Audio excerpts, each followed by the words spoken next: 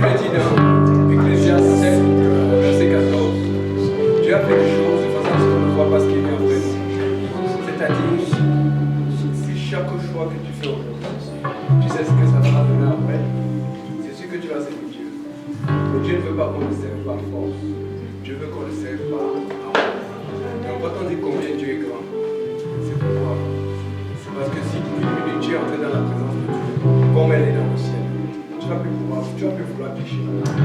Et c'est l'erreur que le peuple d'Israël a fait. Rappelez-vous, Moïse, il était obligé de mettre un roi devant sa face. Parce qu'il voyait tellement la gloire de Dieu, tellement proche de Dieu, qu'il savait de quoi il parlait quand il parlait de Dieu. Mais quand Dieu leur a dit, fais bénir, sanctifie le peuple, fais ce qui s'approche, ils n'ont jamais voulu. Ils ont perdu cela, ils n'ont jamais pu marcher au pays comme il fallait. Donc, essayons de chercher la gloire de Dieu dans le sens là où essayons de prier, d'aller vers Dieu pour ressentir ce que nous ressentirions si nous étions au ciel. N'attendons pas que Dieu vienne pour lui demander qu'est-ce qu'on a fait déjà. Parce que Dieu est vraiment grand. Il est vraiment grand. Et si on pouvait imaginer un seul instant, la Bible dit que c'est au-delà de nos pensées. On ne sait pas comment. On dit qu'il est glorieux. C'est au-delà parce que l'homme, l'être humain, ne peut pas quantifier la gloire de Dieu. L'être humain, même dans, il n'y a aucun langage qui peut donner, qui peut définir Dieu. Parce que Dieu est plus puissant que ce que nous pensons. Dieu est plus beau que ce que nous pensons. Donc c'est ça. On peut s'asseoir.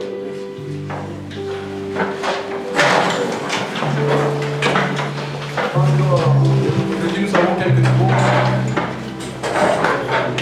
On a d'abord le goût, c'est quoi? Tu sais, hier avec le frère, c'est un peu le fait.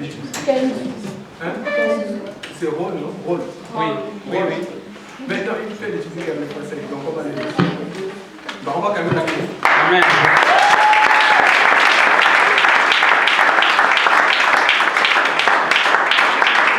On a Cédric qui vient pour la première fois.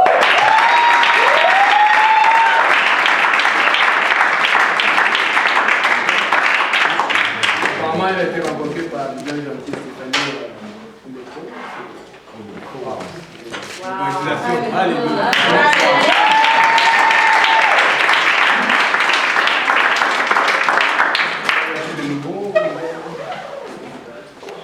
Bon, aujourd'hui on va continuer là où on s'était arrêté la dernière fois.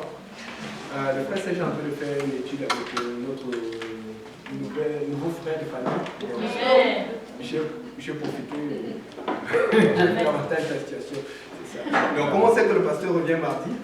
Il faut qu'il revienne, qu'il voit qu'on a fait du bon travail. Amen. On va continuer pour arriver là où on devait arriver la dernière fois. C'est ça. La dernière fois, on s'était arrêté au tabernacle.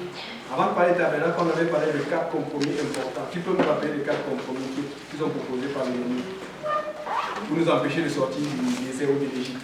Quelqu'un se rappelle? Quelqu'un est libre? Oui, Abia? Pas tous les 4, mais je sais qu'il a demandé de laisser leur bétail, laisser les enfants. Les femmes aussi. C'est tous les enfants là-bas. Les autres, c'était pas bon. Oui, parce qu'il a dit d'aller et après au départ de trop. Et le premier compromis? Il dit de rester dans le jeu. Ouais, rester faire comme la vie. Ah ben, dans les jeux. Exactement, sacrifier. Donc, il ne faut jamais écouter Satan. C'est un menteur. Première chose qu'il a demandé, et il faut voir que quand Pharaon a fait ce compromis, c'était après qu'on ait frappé 3 fois environ. Donc il avait peur. Et c'est comme ça, quand tu commences à prier, quand tu commences à charger, vous vous rappelez, quand tu commences à charger, le diable commence à paniquer. Qu'est-ce qu'il fait? Il va te proposer quelque chose. Mais c'est l'erreur qu'on fait. On prend ce qu'il nous propose, on dit ok c'est correct. Non, tu dis je veux tout, je veux ma victoire. Et maintenant qu'est-ce que le diable a proposé? Il a dit non, restez à l'église. Restez à l'église là. Restez à cette église, ça va aller. Sacrifier là-bas. Moïse a dit non, tu laisseras aller le peuple de Dieu. Pourquoi? Parce qu'il va sacrifier là où Dieu lui a demandé de sacrifier. Prochain compromis, restez proche, ne va pas loin, va souvent à cette église. Reste ici là, bon tu peux aller de l'autre côté, mais tu peux jouer entre les deux, c'est le même Dieu, n'est-ce pas? Non, tu vas aller là où Dieu t'envoie, là où il prête toute la vérité. Troisième compromis, c'était ne prenez pas vos enfants. C'est-à-dire que quand le diable voit que tu as déjà récupéré, mais que tu es sorti de ces gars, il va tout faire pour prendre au moins ceux qui sont à côté de toi, ta famille, tes enfants, tes proches. Tu ne laisses rien. C'est pour ça que quand on est ici, on sait le Seigneur, qu'est-ce qu'on fait? On va tirer nos familles, nos mamans, nos papas, nos parents, nos grands-pères, tous vont venir à Dieu. Amen. C'est ça. puis le dernier compromis, c'était laisser votre bétail. Pharaon a vu qu'il n'a pas pu retenir Moïse et les enfants d'Israël. Il a vu qu'il n'a pas pu retenir les enfants, mais là il est en train de négocier pour qu'eux ils laissent leur richesse. Même ton argent doit servir pour la maison de Dieu. Parce que ton argent, en fait, c'est l'argent de Dieu. Mais tu me rends gérant de cet argent. Donc, aujourd'hui, on va continuer à voir cela. Est-ce que on a la chose?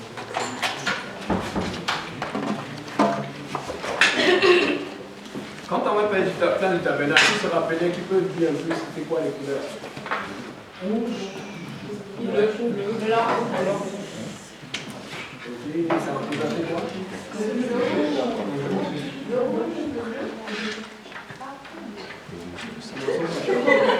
Le mauve.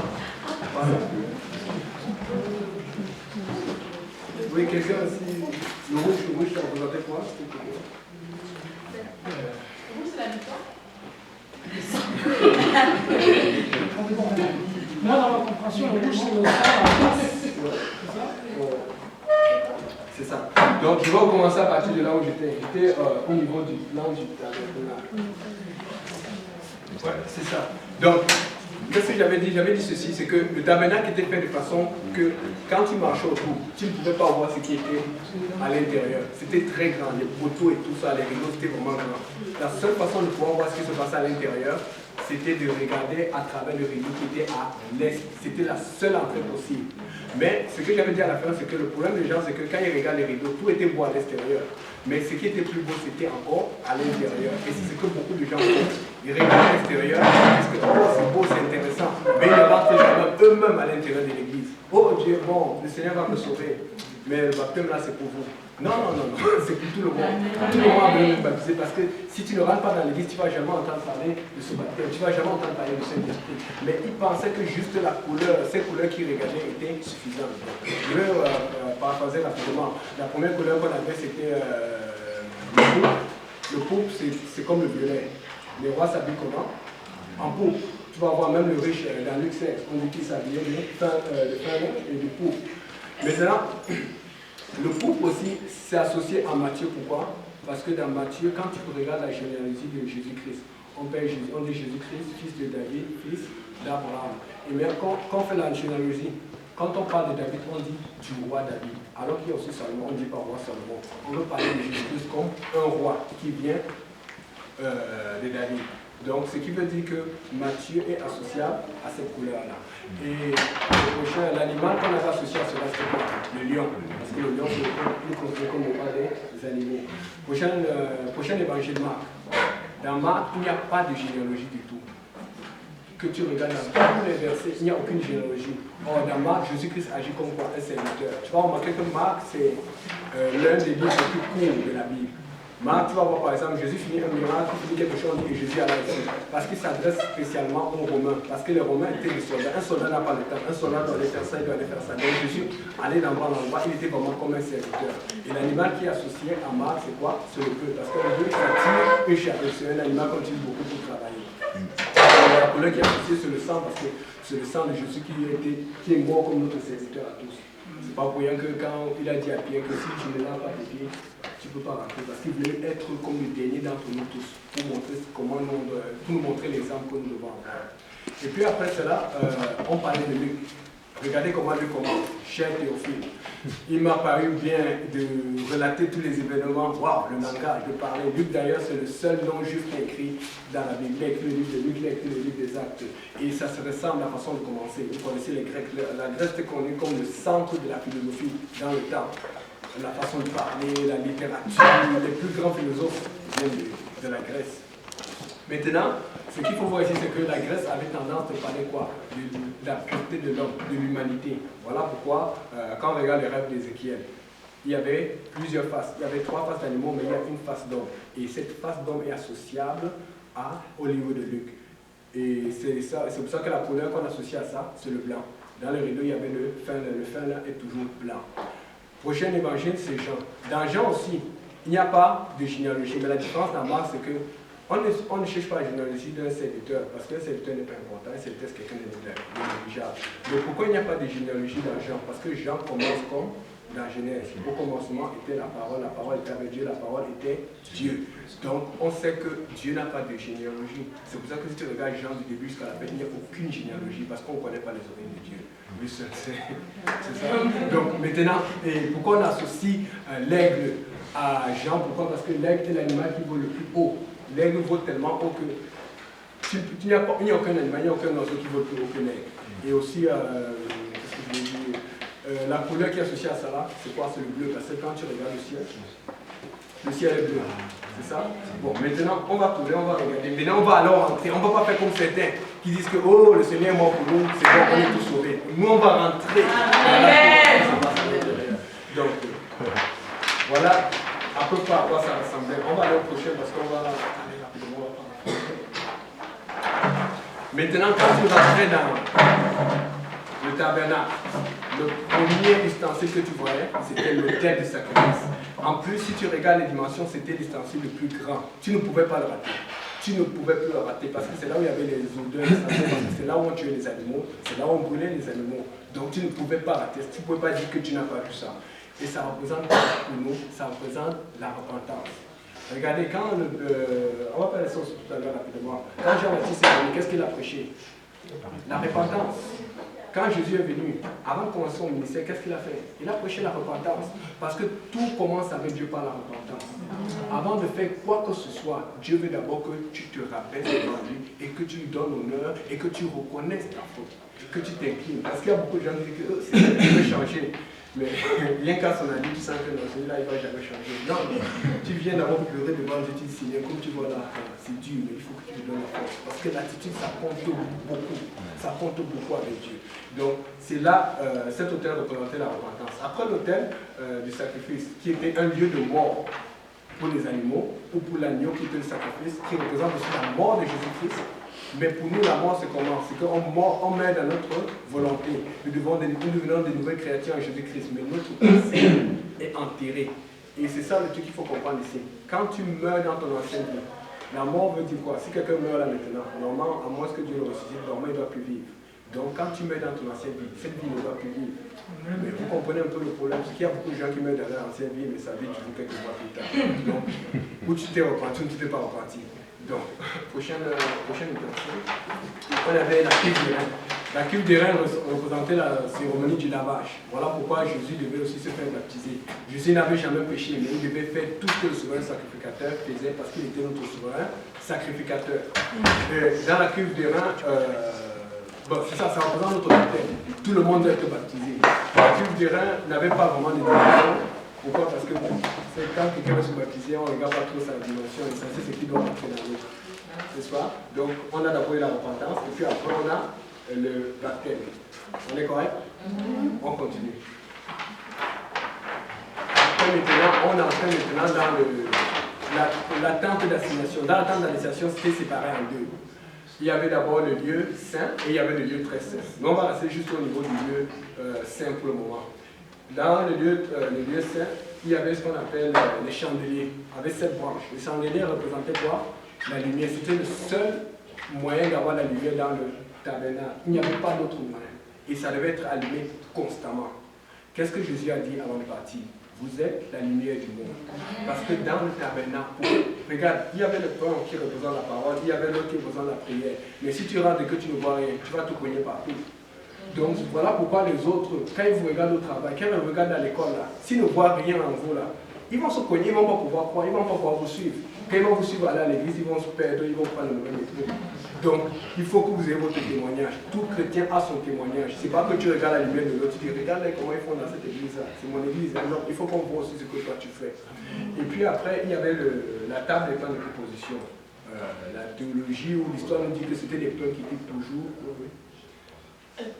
Il y a cette bougie, mais souvent je vois, il y a une huitième. La huitième, non, il n'y a pas de huitième. Peut-être c'était pas bien de l'autre côté. Parce qu'il y avait 3 branches de chaque côté. Il y a une branche au milieu, ça faisait 7. C'est comme c'est décidé là maintenant. Par contre, si tu regardes l'histoire d'Israël, il y a à cause d'une certaine affaire qui était arrivée à cause de la guerre, ils ont ajouté 4 et ça fait 11. Donc il n'y en a pas 8. Il y en a 11 dans leur religion maintenant. Mais dans le tabernacle, il y avait juste 7. On sait que c'est le chiffre de la condition de Dieu. C'est ça. Donc, le pain était toujours chaud. Ce qui veut dire que vous devez manger de la parole de Dieu tous les jours. C'est ce qu'on est en train de manger là maintenant. Parce que l'autre nourriture Chanel, c'est après. C'est ça. Donc, et puis après, à cause de ça, il y avait ce qu'on appelait l'autel d'encens. Ça représente la prière. On se rappelle dans l'Apocalypse, on parle de l'encens qui vient des prières, des saints. On doit prier tous les jours. Et vous voyez, on n'avait pas besoin d'utiliser seulement, on avait besoin de tout cela. On ne pouvait pas se séparer d'un et dire qu'on a besoin de deux. Non, on a besoin de tout cela. Dans notre marque, nous avons besoin de notre témoignage, nous avons besoin de lire la parole tous les jours, nous avons besoin de prier tous les jours et d'adorer le Seigneur tous les jours. Tout ça, ça va ensemble. Parce que si tu laisses l'un, ça va te rattraper quelque part. On a besoin de tout cela. Maintenant, on rentre dans les scènes. Ça, c'est ce qui nous intéresse tous. Première chose qu'il faut voir, c'est que pour arriver de là, il y avait un voile.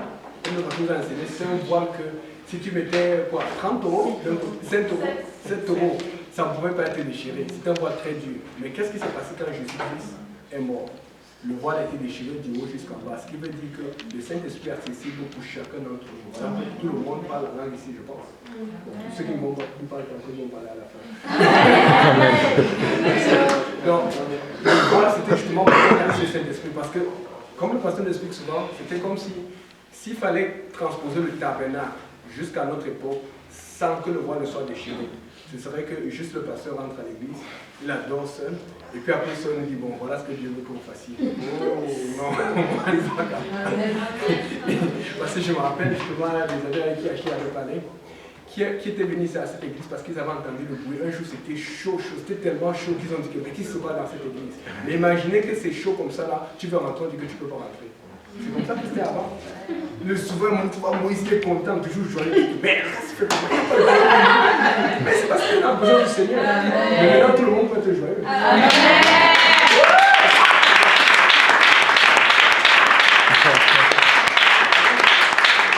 Maintenant, si vous regardez en bas, à l'intérieur, je veux vraiment finir, je veux m'attarder un peu là-dessus là.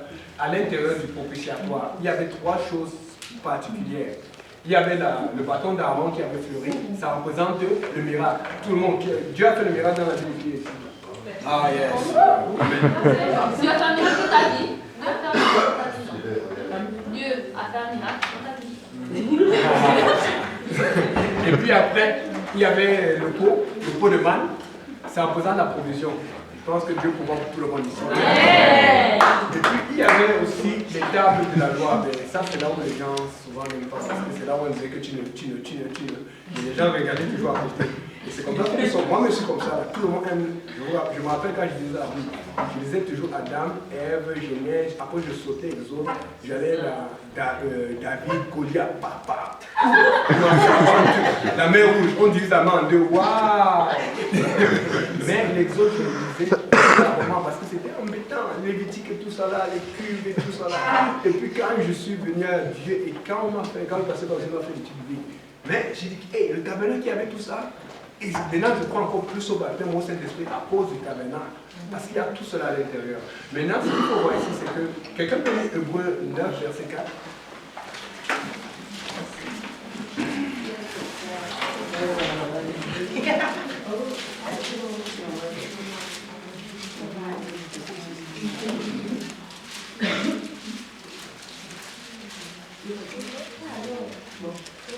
Vraiment l'autel d'or pour les parfums.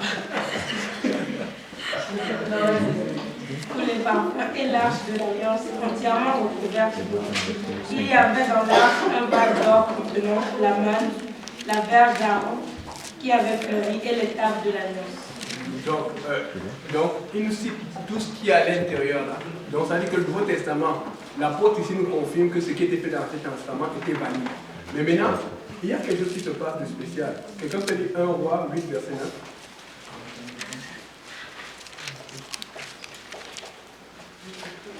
Oui, la parole du Seigneur. Il y avait dans l'arche que les 2 tables de pierre que Moïse y déposa en Horeb lorsque l'Éternel fit l'alliance avec les enfants d'Israël à leur sortie du pays d'Égypte. Ok, ben, il y a un problème ici là. Parce que tout à l'heure, à Hébreu, et si vous voyez même dans Exode, on avait parlé du pot, on avait parlé du bâton. Mais le problème, c'est que là, il n'y avait que 2 tables de pierre. Mais il n'y avait pas ce qui représentait le miracle, il n'y avait pas ce qui représentait la provision. Mais si vous lisez plus bas, vous allez voir que malgré cela, la gloire de Dieu s'est manifestée. Et il y a eu tellement de présence de Dieu qu'on ne pouvait plus rentrer dans la tente d'assignation. Ça veut dire quoi?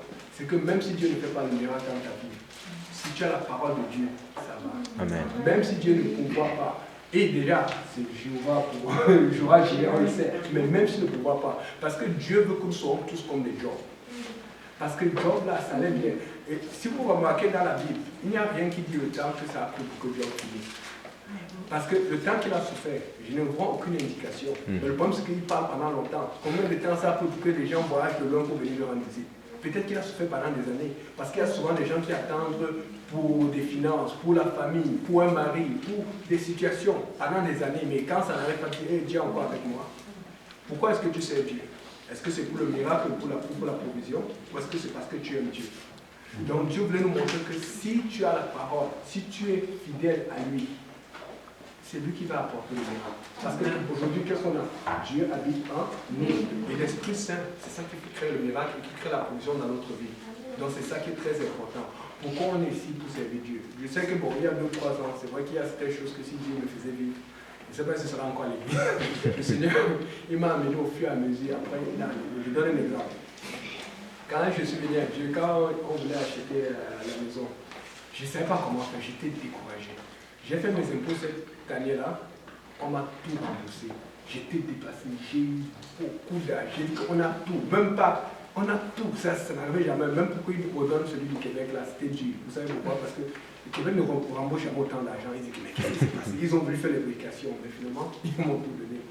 Et puis après, l'année qui suivait, les petits points financiers, tu vois, tu vois un chèque qui arrive, tu ne sais pas d'où c'est venu, il y a un truc qui arrive. Mais quand je suis devenu solide dans le Seigneur, je commence à dire, mais Seigneur, tu ne me bénis plus comme avant. Parce que le Seigneur nous connaît, il sait ce dont on a besoin. Des fois, Dieu te donne pas nécessairement parce que tu mérites, mais c'est juste pour te garder sauvé. Amen. Mais il faut comprendre, pourquoi tu sers Dieu. Est-ce que c'est pour l'argent? Est-ce que c'est pour les études? Est-ce que c'est pour le bien-être? Il faut servir Dieu parce qu'il est digne. Combien Dieu est grand. Et si on pouvait imaginer une seule seconde comment Dieu est grand, Amen. on verrait. Donc c'est pour conclure avec, on va tourner pour juste regarder. On va conclure maintenant avec la leçon 4. On va passer à la leçon 5. C'est ça. Maintenant, vous voyez que tous les ustensiles, quand on regarde les ustensiles les plus importants, qui étaient à partir de l'entrée du tabernacle jusqu'à ceux qui étaient à l'intérieur de la tente d'assignation, ça avait la forme d'une croix. Quand on lit 1 Corinthiens 2, verset 8, ça dit ceci, que si les princes de ce monde, quand on parle des princes de ce monde, on parle du diable et des principautés, avaient su ce que le Seigneur de gloire préparait, ils n'auraient jamais crucifié le Seigneur de gloire. Ça veut dire ceci, c'est que le diable il était aveugle. Le diable est aveugle. Quand vous servez Dieu là, lui veut seulement vous faire vous payer. Il ne comprend pas. Voilà, et chez nous, on a un message pour lui. Quand on a une façon d'appeler, quand quelqu'un ne comprend pas, il est bête. On dit Tumbou.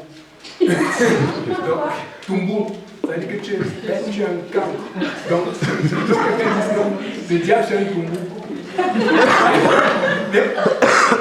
Dites, le diable c'est un Tumbou. Le diable c'est un Tumbou.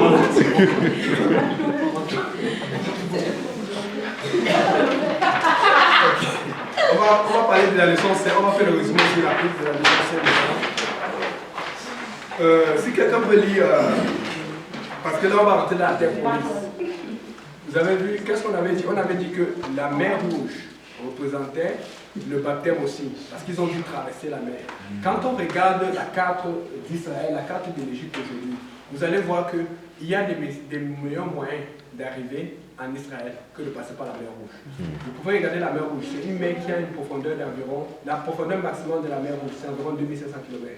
La profondeur moyenne, c'est-à-dire qu'on regarde la moyenne de toutes les profondeurs, c'est environ 500 km. C'est 500 mètres. Ouais, 500 mètres, merci mon frère. Donc 2,5 km. C'est quand même profond. C'est ça. Donc, si c'est 500 mètres, ça veut dire que c'est 0,5 km. 0,5 km, ce serait comme aller d'ici un peu plus loin que le métro couverture, n'est-ce pas? Je pense. Maintenant, regardez alors. Si ils ont traversé cette mer Rouge et qu'ils ne pouvaient plus revenir en arrière, c'était un message que je voulais leur donner, que quand vous traversez les eaux du baptême, ce n'est plus pour retourner en Égypte. C'est pour ça que Dieu a pris soin de les empêcher d'aller par le chemin le plus court, mais de les faire aller par le chemin le plus long. C'est pour ça que souvent quand Dieu t'envoie, tu dis où est-ce que je vais? Tu dois faire confiance à Dieu parce qu'un juste, il vit par la foi, pas par la vue. D'accord? Maintenant, quand ils ont traversé cette mer, il y avait ce qu'on appelait la promesse de l'autre côté. Mais pour entrer dans la promesse, il faut se battre. Et c'est ça notre problème. Quand on est baptisé, on a reçu le Saint-Esprit, on dit que tout est fini. Le lendemain, il y a les problèmes, on dit mais c'est quoi, Seigneur? Je pensais que c'était fini les problèmes. Non, c'est là où ça commence. Donc on va voir dans l'ordre, parce que c'est pour ça qu'on fait l'étude, pour se préparer, pour ne pas dire qu'on ne savait pas. D'accord? On va lire Nombre, chapitre 13, verset 1 jusqu'à... on va y aller. Nombre, chapitre 13, à partir du verset 1. Voilà. L'Éternel parla à Moïse et dit, envoie des hommes pour explorer le pays de Canaan que je donne aux enfants d'Israël. J'enverrai un homme de chacune des tribus de leur père. Tous seront des principaux d'entre eux. Moïse les envoya du désert de Paran d'après l'ordre de l'Éternel. Tous ces hommes étaient chefs des enfants d'Israël. Non, saute maintenant. Vas-y à partir du verset 17. Moïse les envoya pour explorer le pays de Canaan. Il leur dit, montez ici par le midi et vous monterez sur la montagne. Vous verrez le pays, ce qu'il est et le peuple qu'il habite. S'il est fort ou faible, s'il en est petit ou en grand nombre. Ce qu'est le pays où il habite, s'il est bon ou mauvais. Ce que sont les villes où il habite. Si elles sont ouvertes ou fortifiées. Ce qu'est le terrain, s'il est gras ou maigre. S'il y a des arbres ou s'il n'y en a point. Ayez bon courage et prenez les fruits du pays. C'était le temps des premiers raisins. Ils montèrent et ils explorèrent le pays, depuis le désert de Tin jusqu'à Réhod, sur le chemin de Hamath. Ils montèrent par le midi et ils allèrent jusqu'à Hébron, où étaient Aïman, Sheshai et Talmaï, enfants d'Anak. Hébron avait été bâti 7 ans avant Toan en Égypte. Ils arrivèrent jusqu'à la vallée d'Escol, où ils coupèrent une branche de vigne avec une grappe de raisin qu'ils portèrent à 2 au moins d'une perche. Ils prirent aussi des grenades et des filles. On donna à ce lieu le nom de vallée d'Eshcol à cause de la grappe que les enfants d'Israël y coupèrent. Il fut de retour de l'exploitation du pays au bout de 40 jours. Au bout de 40 jours. Donc dedans, regardez ce que vous voulez dire. Allez regarder, voyez comment ça, est-ce que le peuple est grand, est-ce qu'il est fort, est-ce qu'il y a la nourriture. Regardez tout ce qu'il y a là-dedans. C'est juste aller voir, aller regarder ce que vous allez avoir. C'est votre promesse. Donc, des fois, quand tu fais quelque chose là, tu as déjà une idée de ce que tu veux, mais tu demandes à Dieu. Tu ne demandes pas une promesse aveugle, parce que tu as déjà vu quelqu'un avoir ça, ou peut-être tu as vu quelqu'un qui t'a raconté un témoignage, c'est-à-dire que tu connais quelle est la promesse que Dieu veut te faire. Chacun a une promesse de Dieu ici, je pense. D'accord. Donc on va voir là ce qui se passe après avoir exploré le pays. Maintenant qu'ils savent ce qui les attend, ce qu'il y a de l'autre côté. Parce que quand tu regardes de l'autre côté, il y a le côté bon et aussi le côté mauvais. Le côté mauvais, c'est ce qu'on n'aime pas faire l'effort. Mais faites attention, quand on ne veut pas faire l'effort avec Dieu, ça va être une désobéissance très grave. Tu peux lire la suite. À leur arrivée, il se rendit auprès de Moïse et d'Aaron et de toute l'assemblée des enfants d'Israël à Kadès, dans le désert de Paran. Il a fait un rapport ainsi qu'à toute l'assemblée et il montrait les fruits du pays. Voici ce qu'ils racontèrent à Moïse. Nous sommes allés dans le pays où tu nous as envoyés. À la vérité, c'est un pays où coule le lait et le miel, et en voici les fruits. Mais le peuple qui habite ce pays est puissant. Les villes sont fortifiées, très grandes. Nous y avons même vu des enfants d'Anak. Les Amalécites habitent la contrée du Midi. Les Étiens, les Jébusiens et les Amoréens habitent la montagne. Et les Cananéens habitent près de la mer et le long du Jourdain. Caleb fit taire le peuple qui murmurait contre Moïse. Il dit, montons, emparons-nous du pays, nous y serons vainqueurs.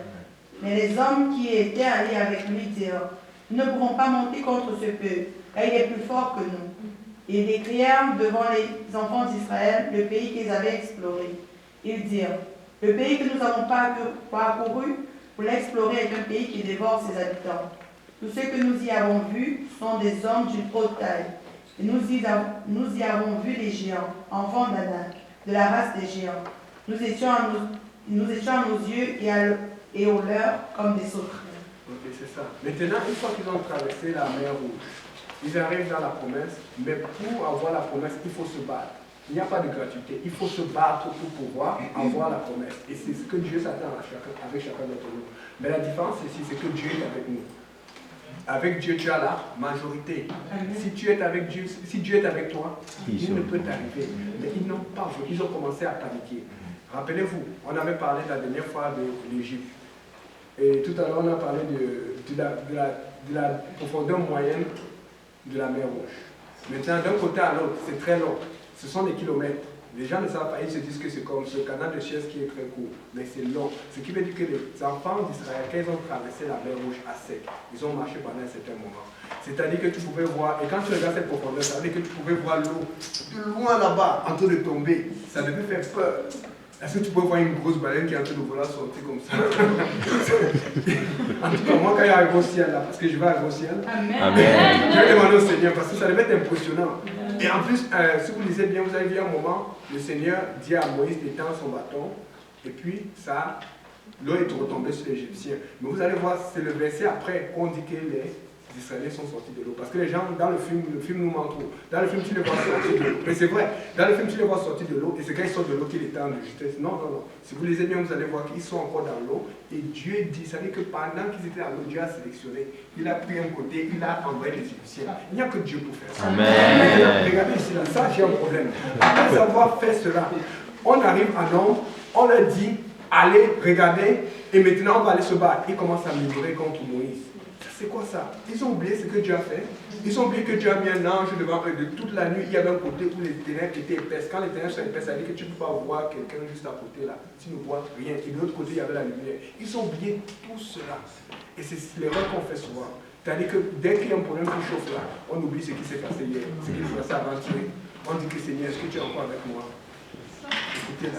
Comment Dieu se sent? Voilà pourquoi dans le bon conseil on dit que sans la foi on n'est pas capable d'être agréable avec Dieu. Parce que Dieu aime celui qui ne voit pas la solution mais qui a la confiance qu'il y aura une solution. C'est ce que Dieu aime. Dieu prend plaisir parce que c'est ça qui nous rend fort. Il y a tellement de situations qu'on a traversées les uns et les autres, mais est-ce que vous saviez que ça allait s'arranger? Non, mais vous avez foi en Dieu. Mais quand on a foi en Dieu, c'est ça qui se passe. Maintenant, on va continuer. Après qu'il commence à parler d'une façon déplorable. Si vous voyez en Exode, chaque fois qu'il y avait un problème, qu'est-ce qu'il disait? N'y avait-il pas assez de tombeaux en Égypte? Mais ça nous ressemble, c'est quand on est. Quand un problème arrive, oh Malo, Seigneur, tu m'en c'est comme on est. On est des bons comédiens. Le Seigneur comme que, ouais. On peut lire chapitre 14. Verset 1.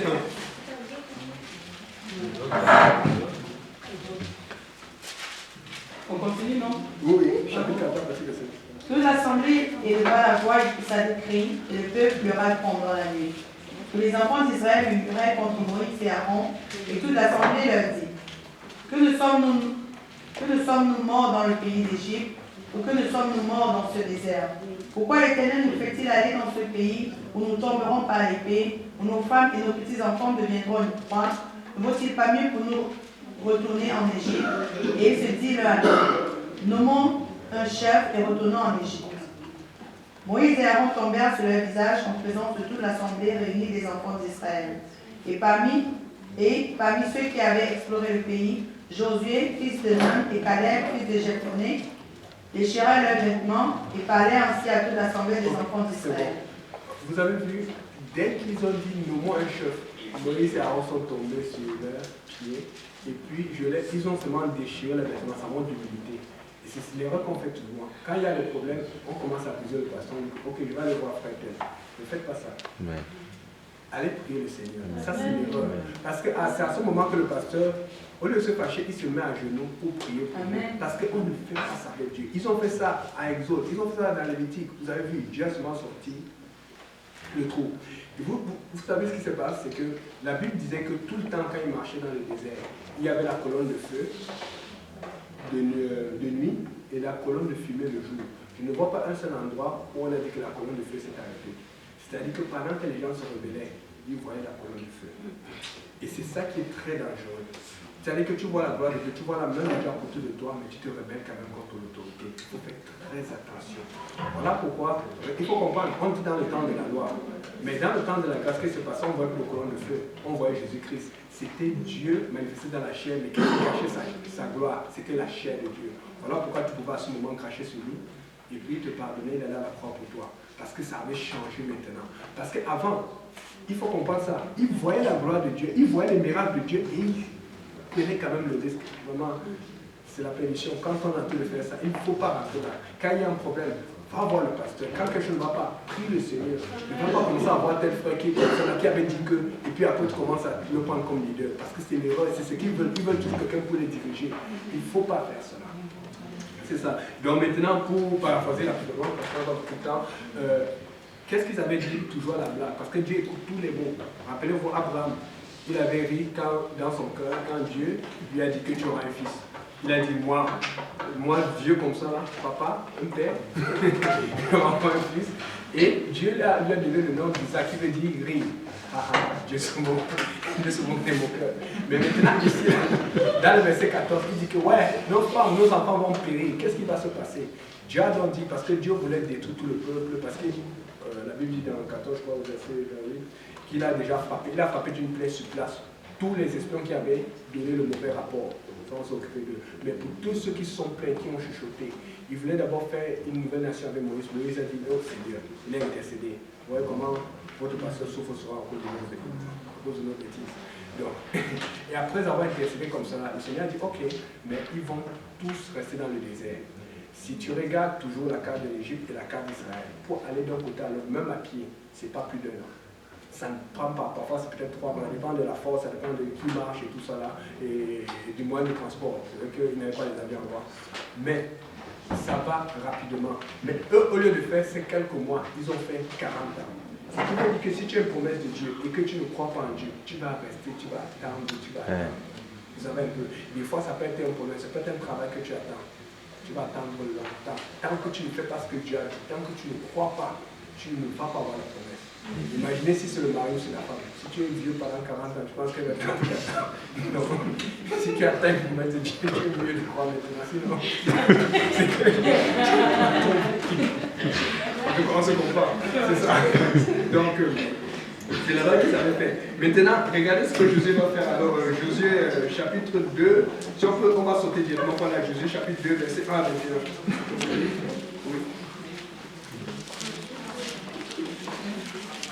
Josué, fils de Nun, fit partir secrètement de Sittim deux espions en leur disant, allez examiner le pays et en particulier Jéricho. Ils partirent et ils arrivèrent dans la maison d'une prostituée qui se nommait Rahab, et ils s'y couchèrent. On dit au roi de Jéricho, voici des hommes d'entre les enfants d'Israël sont arrivés ici cette nuit pour explorer le pays. Le roi de Jéricho envoya dire à Rahab, fais sortir les hommes qui sont venus chez toi, qui sont entrés dans ta maison, car c'est pour explorer tout le pays qu'ils sont venus. La femme prit les deux hommes et les cacha. Et elle dit, il est vrai que ces hommes sont arrivés chez moi, mais je ne savais pas d'où ils étaient, et comme la porte a dû se fermer de nuit, ces hommes sont sortis. J'ignore où ils sont allés. Hâtez-vous de les poursuivre et vous les atteindrez. Elle les avait fait monter sur le toit et les avait cachés sous des tiges de lin qu'elle avait arrangées sur le toit. Ces gens les poursuivirent par le chemin qui mène au guet du Jourdain et l'enferma à la porte après qu'ils furent sortis. Avant que les espions se couchassent, Rahab monta vers eux sur le toit et leur dit, l'Éternel, je le sais, vous a donné ce pays, la terreur que vous inspirez nous a saisis, et tous les habitants du pays tremblent devant vous.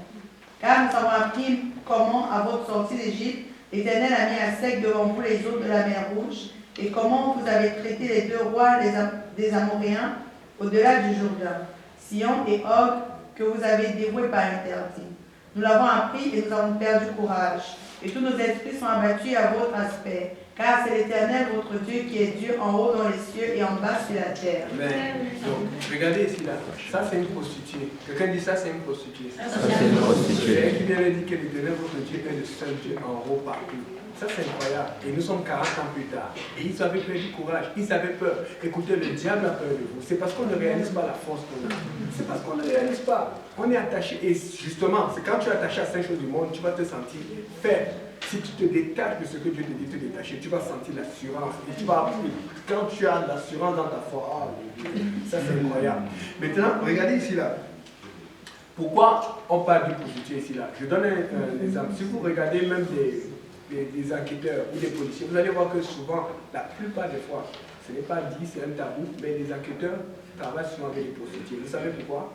Parce que des fois, pour commettre un meurtre là, Quand on veut savoir qui a tué, parce que des fois, pour avoir une direction, pour commencer à faire des enquêtes, pour commencer à chercher des indices, pour avoir des pistes, on va demander aux prostituées parce qu'elles sont au courant des rumeurs de que c'est elle. Mais maintenant, pour le prouver, c'est autre chose. Mais ça les aide. Il y a beaucoup de policiers qui travaillent comme ça, mais ils disent à personne. Quand ils veulent savoir quelque chose, ça va pour ceux qu'on va demander. Mais pourquoi c'était la prostituée la meilleure qui pouvait savoir qu'ils avaient peur? Pourquoi c'est la meilleure qui peut savoir ça? Pourquoi une prostituée, ça a des clients. Et on sait qu'à Jéricho, c'était une ville impudique. Parce que Dieu a dit à Israël de détruire toutes les villes qui sont idolâtres, qui commettaient le péché. Donc c'est sûr qu'elle avait toujours des clients, les généraux, les rois et tout. Et c'est que quand tu es intime avec ces gens de clients, tu peux savoir ce qu'ils ressentent. On est d'accord? Et donc, une prostituée sait quand les gens sont forts, quand les gens sont méchants, quand les gens sont assurés. Et elle était la mieux placée pour savoir que eux là, c'était des flemmards qui avaient peur. Ils étaient là, ils se vantaient alors qu'ils avaient bien peur. Non, c'est clair. Vous avez compris? Wow. C'est ça. Donc, maintenant. C'est bon. Bon, donc vous avez compris. Et elle a cru à cette promesse. Elle s'est rendue compte que mais, si tous les gens ont peur de là, c'est qu'il y a quelque chose. Vous vous rappelez quand Pharaon a refusé d'obéir à Dieu. Dieu a dit, ok, je vais endurcir ton cœur, maintenant ma gloire va ressurgir. Et c'est l'erreur, parce que quand la gloire de Dieu réjaillit, tout le monde est au courant. Et cette histoire, tout le monde est au courant. Parce que Pharaon, n'oubliez pas que l'Égypte, dans l'ancien temps, on dit qu'un des rois, au moment de la traversée de la mer Rouge, ça devait être soit Ramsès II, soit ça va être Amraphel, je ne sais pas. Mais dans tous les cas de ces deux rois, était connu comme une des plus grandes puissances du temps. Maintenant, si tu es une des plus grandes puissances du temps, là où les gens, on sait qu'il ne faut pas passer chez toi, il ne faut pas aller chercher les problèmes, tu es une des plus grandes armées, subitement ton armée disparaît, il faut qu'on sache ce qui s'est passé. Et on a compris que non, Dieu là les a attirés, il les a envoyés dans la mer et il faisait la terreur partout. Les Juifs, les gens ont peur de vous, vous ne savez même pas. Vous êtes là, vous dites, ah non, il va encore me persécuter. Non, c'est toi qui le persécutes par le témoignage. Parce que quand ils te voient toujours bien habillé, là, quand ils te voient toujours, tous les femmes en jupe, elles disent, yes, on a encore mis la jupe aujourd'hui. Bon, vous ne savez pas. On continue avec ça. Et maintenant, je vous prie, jurez par l'Éternel, que vous aurez pour la maison de mon Père la même bonté que j'ai eue pour vous. Donnez-moi l'assurance que vous laisserez vivre mon Père, ma mère, mes frères, mes sœurs et tous ceux qui leur appartiennent et que vous nous sauverez de la mort. Ces hommes lui répondirent, nous sommes prêts à mourir pour vous. Si vous ne divulguez pas ce qui nous concerne, et quand l'Éternel nous donnera le pays, nous agirons envers toi avec bonté et fidélité. Elle le fit descendre avec une corde par la fenêtre, car la maison qu'elle habitait était sur la muraille de la ville. Elle leur dit, allez du côté de la montagne, de peur que ceux qui vous poursuivent ne vous rencontrent. Cachez-vous là pendant 3 jours, jusqu'à ce qu'ils soient de retour. Après cela, vous suivrez votre chemin. Ces hommes lui dirent, voici de quelle manière nous serons quittes du serment que tu nous as fait faire. À notre entrée dans le pays, attache ce cordon de fil cramoisi à la fenêtre par laquelle tu nous fais descendre, et recueille auprès de toi dans la maison de ton père, ta mère, tes frères et toute la famille de ton père. Si quelqu'un te sort de la porte de ta maison pour aller dehors, son sang retombera sur sa tête, et nous en serons innocents. Mais si on met la main sur l'un quelconque de ceux qui seront avec toi dans la maison, son sang retombera sur notre tête. Et si tu divulgues ce qui nous concerne, nous serons quittes du serment que tu nous as fait faire. Elle répondit, qu'il en soit selon vos paroles. Elle prit ainsi congé d'eux, et ils s'en allèrent, et attacha le cordon de cramoisi à la fenêtre. Ok, bon, maintenant regardez. Elle dit, bon, jurez-moi qu'on n'avait pas fait de mal à moi et à ma famille. Il dit, non, non, nous allons mourir pour toi parce que tu as pris un risque à cause de nous. Mais il lui donne un cordon, cramoisi, on sait que ça représente le rouge. Un peu comme le sang, le jour de la Pâque, qu'il devait mettre sur la porte. Toujours le même symbolisme, le sang, le sang, le sang. Et c'est le sang qui nous sauve. Si vous ne portez pas le sang de Jésus-Christ ici, vous devez le porter. Amen. Maintenant, regardons, qu'est-ce qu'il dit? Il dit que faire entrer après avoir mis le cordon, faire entrer toute ta famille dans la maison, que personne ne sorte. Quand le sang de Jésus est appliqué à la fenêtre de la maison devient comme l'église. Et maintenant que la famille est à l'intérieur, personne ne doit sortir. Si quelqu'un sort, son sang va retomber sur sa tête. Amen. Voilà pourquoi vous devez rentrer dans la maison et vous devez attirer vos familles. Et personne ne doit sortir. Ceux qui disent que je vais mettre le pied dehors juste pour... Il n'y a pas de pied dehors. Tu rentres, tu restes là-dedans. Oui, je sais que c'était une maison peut-être de prostituée. Désolé de revenir là-dessus. Ça devait être serré, ça devait être bizarre, ça devait être inconfortable. Peut-être Jéricho était très grand, mais c'est là qu'il fallait rester. Amen. Même si tu es serré, comme ici, là, on est dans une église, il y a déjà beaucoup de services. Dieu va pourvoir l'église quand il voudra. Mais pour le moment, tu dois rester ici. Là. Ne dis pas que tu pars parce que c'est trop serré, il n'y a plus de place. Tu restes ici dedans, parce que même dans l'eau, ils étaient serrés. Amen. Ils ne devaient pas sortir. On est d'accord. Amen. Maintenant, ils disent qu'on va aller faire 3 jours de marche. Elle connaît un peu comment ça se passe à Jéricho. Elle dit, allez de ce côté et tout ça, vous revenez. On lui dit, donc on va revenir parce que quand on revient, c'est pour gagner, c'est pour faire la guerre. Et au moment où on fait la guerre, il faut qu'on sache où tu es et qu'on te protège. Et donc tu mettras ce fil de cordon à ce moment-là. Mais elle n'attend pas, on dit qu'elle le mit directement sur place. Est-ce que vous savez le danger qu'elle a couru? Parce qu'on venait d'aller chez elle, que ce soit les espions qui sont entrés chez toi. Mais sûr que quand on va enquêter là, on a encore des doutes, on devait la surveiller. Mais elle voulait te protéger, elle a mis. Les gens voyaient ce fil-là. Puisqu'elle était à la fenêtre, tout le monde voyait sa maison. Surtout les anciens clients. Qu'est-ce qui arrive? Depuis que la fille a reçu les espions là, il y a les cordons, c'est bizarre. Depuis que la personne a commencé à aller dans l'église là, elle a changé, elle est bizarre. Mais elle n'a pas attendu pour dire que non, il faut que je parle à mes parents pour dire que je suis baptisé après 3 jours. Elle a fait que tout le monde sache que vous savez quoi, moi j'ai changé. Elle a mis ça sur la tête, faites ce que vous voulez, mais Dieu l'a protégée. Elle n'avait pas peur. Elle n'avait pas peur. Maintenant, si vous regardez, quand on va dans Matthieu 1 jusqu'à verset 6, quand on donne la généalogie, on dit bien, on parle de Jésus, fils de, on parle de juste des hommes. Mais quand on arrive à Salmon, on dit fils de Salmon, de Amen. Quand on continue, on dit fils de Boaz, de Ruth, parce que ce sont 2 non-juifs qui sont spéciaux, qui font partie de la lignée de Jésus-Christ. Si Jésus a fait exprès pour qu'on mentionne le nom, c'est parce qu'ils ont fait quelque chose d'honorable. Donc, le problème n'est pas si vous êtes né à l'église ou non. Le jour où on vous parle de la parole, qu'est-ce que vous faites? Le jour où on vous parle de la consécration, qu'est-ce que vous faites? Parce que si vous acceptez ce que Dieu vous demande, vous êtes en train de faire écrire votre nom dans le livre. Amen. C'est ça. Donc, on va continuer. On va aller. Je vais juste paraphraser rapidement. Après cette histoire, alors, ils sont rentrés dans la terre promise. C'était le premier combat, mais le premier combat a été vaincu par Dieu. Mais comment ça a été vaincu? Parce que Dieu a renversé les murailles qui devaient tourner autour de Jéricho pendant 7 jours. Et les 6 premiers jours devaient tourner une fois, le 7e jour devait tourner 7 fois. Mais Dieu avait donné cet ordre à Josué. Mais Josué, en plus de cet ordre, avait ajouté un autre ordre, comme le passage Graham a dit hier. Parce que des fois, quelqu'un va venir, on tourne. Mais qu'est-ce qui se passe là? Vous, l'ambiance est grosse quand vous pensez qu'on va tourner, on va passer. Parce que quand les gens commencent à parler là, ça contamine. Dis à ton voisin de vous contaminer. Donc, en fait, une fois qu'ils sont rentrés alors, dans la terre promise, ils ont commencé à gagner, ils ont compris le message. Les gens qui étaient morts 40 ans auparavant ne sont pas rentrés, mais la génération de 20 ans en dessous, à part Homme Josué et Caleb, elle a pu continuer. Et quand elle a continué, c'est elle qui est partie vaincre et prendre cette terre promise. Qu'elles ont pris position à la terre promise, ils ont eu ce qu'on appelait des juges. Le juge, c'est Dieu qui avait établi le juge, parce qu'un juge est là juste pour juger. Mais le peuple n'était pas content. Le peuple, quand Josué, on va lire Juge chapitre 2, versets 7 à 16. Juge.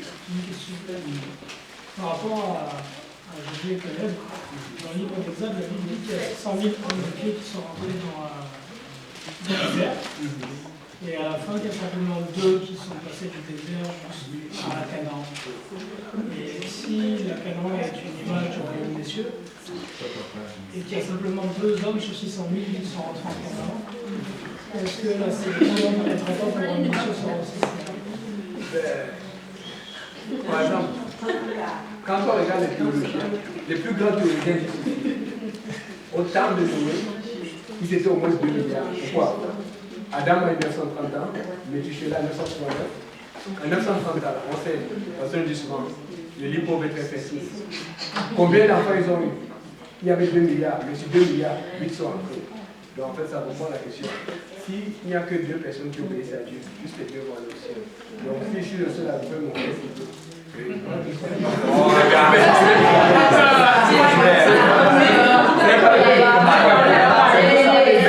Regarde, n'oublie pas qu'il y avait des gens, quand on comptait les gens qui étaient capables de faire la guerre, c'était juste des gens au-dessus de leur défense. Mais maintenant, les enfants sont ceux qui ont grandi, mais ils ont dû grandir en sachant que, voilà, nos parents sont morts. Parce que si tu vois 600 000 personnes qui meurent en 40 ans, il a fallu que beaucoup de gens meurent. Il y avait des plaies, il y avait des choses bizarres qui se passaient. Ça faisait peur. Mais les enfants étaient conscients de cela. Ils ont dit, non, il faut faire quelque chose. C'est pour ça que la génération qui est montée était plus objective, était plus battante que les parents auparavant. C'est malheureux, mais je suis sûr que parmi les gens qui sont morts au temps de Noël, dans le Dieu, je suis qu'il y a au moins 1 million de personnes qui n'étaient pas trop mauvais, qui ne faisaient pas, qui ne volaient pas trop, mais qui mentaient un peu de temps en temps. Et c'est ça, mais Dieu ne regarde pas ça, Dieu veut qu'on ait son sang sur nous. Okay? Et Dieu voulait, à ce moment, ce n'était pas la question de sang, à ce moment, c'était question d'entrer dans l'âge. On se rappelle, on a fait ça une fois, la dernière fois, chapitre 7, verset 1. Dieu dit entrer dans l'âge. Pour que Dieu dise entrer, il est où? Il est à l'intérieur de l'âge. Parce que tu ne peux pas être à l'extérieur et dire entre. Tu vas dire va. Quand tu dis le mot entre, c'est que tu as l'intérieur. Il devait croire la promesse. C'est ça. Donc, quelqu'un peut lire alors Juge chapitre 2, versets 7 à 16.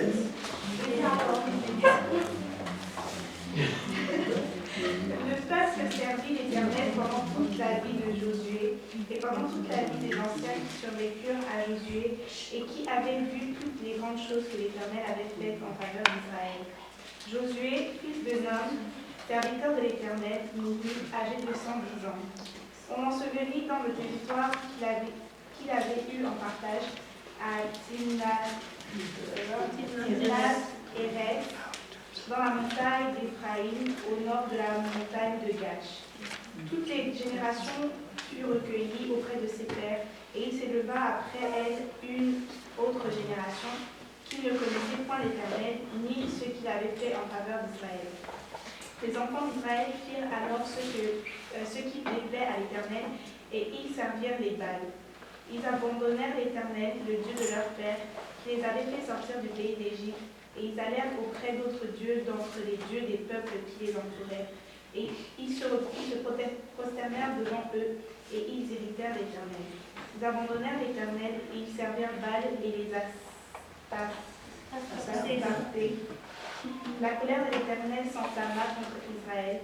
Il les livra entre les mains de pillards qui les pillèrent. Il les vendit entre les mains de leurs ennemis d'alentour, et ils ne purent plus résister à leurs ennemis. Partout où ils allaient, la main de l'Éternel était contre eux pour leur faire du mal, comme l'Éternel l'avait dit, comme l'Éternel leur avait juré.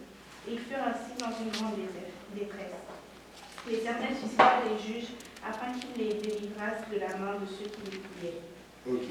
Amen. Maintenant, il faut voir ici, là, c'est ceci, c'est que maintenant le peuple d'Israël, ils arrivent dans la terre promise, et c'est ça le problème. Tout va bien. Si tu regardes aussi l'Antiquité, tu regardes l'histoire de Sodome et Gomorrhe. Sodome et Gomorrhe était connu comme une ville riche, une ville prospère, qui avait beaucoup prospéré. Mais qu'est-ce qui s'est passé? On est tombé dans la pédophilie, dans l'homosexualité et tout un tas de bêtises. Et si vous regardez aussi les États-Unis, regardez les États-Unis il y a 20 ans, 15 ans, c'était pas la même chose. Mais aujourd'hui, la plupart des écoles des États-Unis, c'est rare, c'est difficile de trouver une école des États-Unis où on fait la prière. Même aux États-Unis, regardez quand Noël arrive, qu'est-ce qu'on dit? Xmas. On dit plus Christmas. La plupart on dit Xmas parce qu'on cherche tout pour enlever le nom Christ à l'intérieur. Et puis maintenant, quand il y a des tueries, on dit que non, il faut faire le contrôle des armes. Il y avait autant d'armes auparavant. C'est juste qu'il faut ramener la prière à l'intérieur. Même à la Maison Blanche, quand ce chien Obama est arrivé, qu'est-ce qui s'est passé? Ils ont enlevé le mois de la prière. Il n'y a plus de mois de la prière à la Maison Blanche. Mais chaque année, il y a toujours le mois du Ramadan.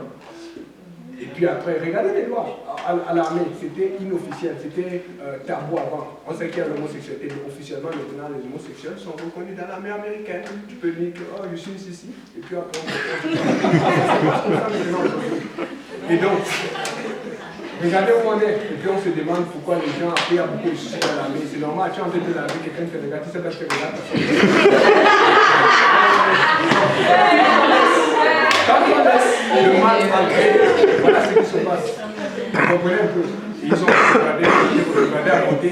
C'est ça, ce qu'ils ont commencé à chercher des raisons pour sortir de ce style de gouvernement que Dieu donnait, parce que Dieu n'avait pas établi de roi du pays. Dieu avait établi un juge, parce qu'un juge a un côté autoritaire. La différence du roi, c'est qu'un roi peut juger, mais il a aussi de la gloire. Il a des femmes, il a des chevaux, il a l'argent, il a le pouvoir, il a les honneurs. Mais ils ont voulu changer pour être comme les autres peuples. Et c'est le danger là-dedans. Parce que quand tu as cette gloire, pour avoir le bon système avec Dieu, c'est le système théocratique, le système dictatorial. Le dictatorial selon Dieu. Mais quand Dieu n'est pas la délivrance, ça devient n'importe quoi. Mais eux ne voulaient plus cela. Et c'était le danger parce que si le roi est faible, si le roi n'est pas sincère, si le roi n'est pas pur devant Dieu, il va abuser de tout et ça va être grave. Voilà pourquoi, si vous avez remarqué, tous les juges que Dieu a choisis, je n'ai vu aucun, à part Samson, même à la fin, Samson s'est en quelque sorte reparti, mais parce qu'il avait un point faible. Mais n'empêche que tous les juges que vous voyez, vous avez vu, c'était des hommes puissants. Mais vous allez voir que tous les rois que Dieu a suscités, il y en a beaucoup qui sont tombés, à part David qu'on a connu, à part peut-être, je ne sais pas si c'est Abijah ou Josias, mais la plupart des rois. Parce qu'il y a les richesses, il y a l'idolâtrie, il y a beaucoup de choses. Alors qu'un juge est concentré juste que sur le côté là où Dieu te dit d'ordonner, de faire, de choisir, de juger. Bon. Maintenant, on peut lire alors, on va aller disons 1 Samuel 8, verset 1 à 5.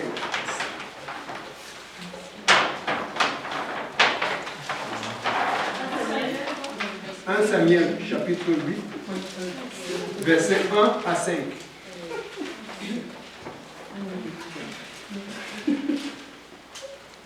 Lorsque Samuel devint vieux, il établit ses fils juges sur Israël. Son fils premier-né se nommait Joël et le second Abijah. Ils étaient juges à Beersheba. Les fils de Samuel ne marchèrent point sur ses traces, ils se livraient à la cupidité, recevaient des présents et violaient la justice. Tous les anciens d'Israël s'assemblèrent et vinrent auprès de Samuel à Rama. Ils lui dirent, « Voici tu es vieux et tes fils ne marchent point sur tes traces. Maintenant établis sur nous un roi pour nous juger, comme il y en a chez toutes les nations. » Samuel vit avec déplaisir qu'il disait, « Donne-nous un roi pour nous juger. » Et Samuel pria l'Éternel. L'Éternel dit à Samuel, « Écoute la voix du peuple dans tout ce qu'il te dira, car ce n'est pas moi qu'il rejette, car ce n'est pas toi qu'il rejette, c'est moi qu'il rejette. » Ce n'est pas toi qui rejettes, c'est moi qui rejette. En fait, quand tu rejettes l'homme de Dieu, tu as envie de rejeter Dieu. Ne commence pas à dire que le pasteur a fait tel, ou le frère Yannick bavade beaucoup. Non, ce n'est pas ton problème. Laisse-le dans son bavardage. Fais la parole qu'on en fait. Laisse les gens dans leur bavardage. Mais toi, qu'est-ce que tu fais? Mais eux, ils sont partis chercher une raison. Maintenant, regardez une chose. Quand la page précédente, on va pas revenir, la page précédente, il y avait le nom de tous les juges. Si vous regardez tous les juges, que ce soit Othniel, que ce soit Déborah, que ce soit Samson, aucun juge ne faisait partie de la famille de l'autre. Pourquoi ils viennent regarder les enfants de Samuel comme quoi, non, voilà, mais on a besoin de le voir parce que tes enfants sont vieux, ils ne marchent pas selon la voie de Dieu. Parce que le prochain juge, quand Samuel serait mort, Dieu se sera assuré, ce n'est pas les enfants de Samuel qui allaient être juges. Dieu aurait choisi un autre juge. Mais ils ont commencé à chercher une fausse raison. Ce n'est pas nous qui choisissons, c'est Dieu qui choisit. Amen. Donc, la raison qu'ils ont apportée n'était pas valable. Ils ont voulu juste consulter. Bon, maintenant Dieu leur dit, obéis alors, si tu peux continuer la lecture. Ils agissent à ton égard comme ils ont toujours agi. Depuis que je les ai fait monter d'Égypte jusqu'à ce jour, ils m'ont abandonné pour servir d'autres dieux. Écoute donc leur voix, mais donne-leur des avertissements et fais-leur connaître le droit du roi qui régnera sur eux. Samuel rapporta toutes les paroles de l'Éternel au peuple qui lui demandait un roi. Il dit, « Voici quel sera le droit du roi qui régnera sur nous. Il prendra vos fils et il les mettra sur ses chars et parmi ses cavaliers afin qu'ils courent devant son char. Il s'en fera des chefs de 1000 et des chefs de 50 et il les emploiera à labourer ses terres, à récolter ses moissons, à fabriquer ses armes de guerre, de l'artillerie de ses chars. Il prendra vos filles pour en faire des parfumeuses, des cuisinières et des boulangères. Il prendra la meilleure partie de vos champs, de vos vignes et de vos oliviers et il les donnera à ses serviteurs. Il prendra la dîme du produit de vos semences et de vos vignes et la donnera à ses eunuques et à ses serviteurs. Il prendra vos serviteurs et vos servantes, vos meilleurs bœufs et vos ânes et s'en servira pour ses travaux. Il prendra la dîme de vos troupeaux et vous-même serez ses esclaves. Et alors vous crierez contre votre roi, que vous vous serez choisi, mais l'Éternel ne vous exaucera point. Okay. Vous voyez, vous avez tout ce qu'on a dit, les troupeaux, les femmes, les dîmes, comme les taxes pour nous aujourd'hui, parce qu'on a des gouvernements qui sont mondains. Le gouvernement de Dieu n'est pas pareil. Et vous avez vu, un juge n'avait pas tout cela, mais un roi a tout cela. En plus d'avoir l'autorité, il a les richesses. Le problème, c'est si la personne ne craint pas Dieu, il va abuser. Tout cela, ça va devenir une distraction. Alors qu'un juge vivait toute sa vie pour Dieu et dirigeait le peuple de Dieu comme il fallait. Maintenant, regardez ici là. Quand le résultat de cela, c'est que après le premier roi qu'on a eu, c'était qui? Saül.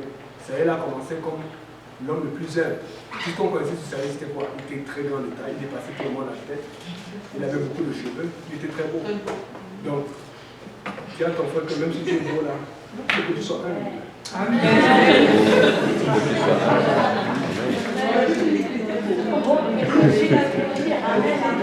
Mais dis à ton frère que mais dis à ton frère qu'il faut faire quelqu'un de laid, c'est ça. Donc la beauté et tout ça, il ne faut pas regarder.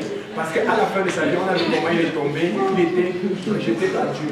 Vous vous rappelez, si vous voyez bien, la première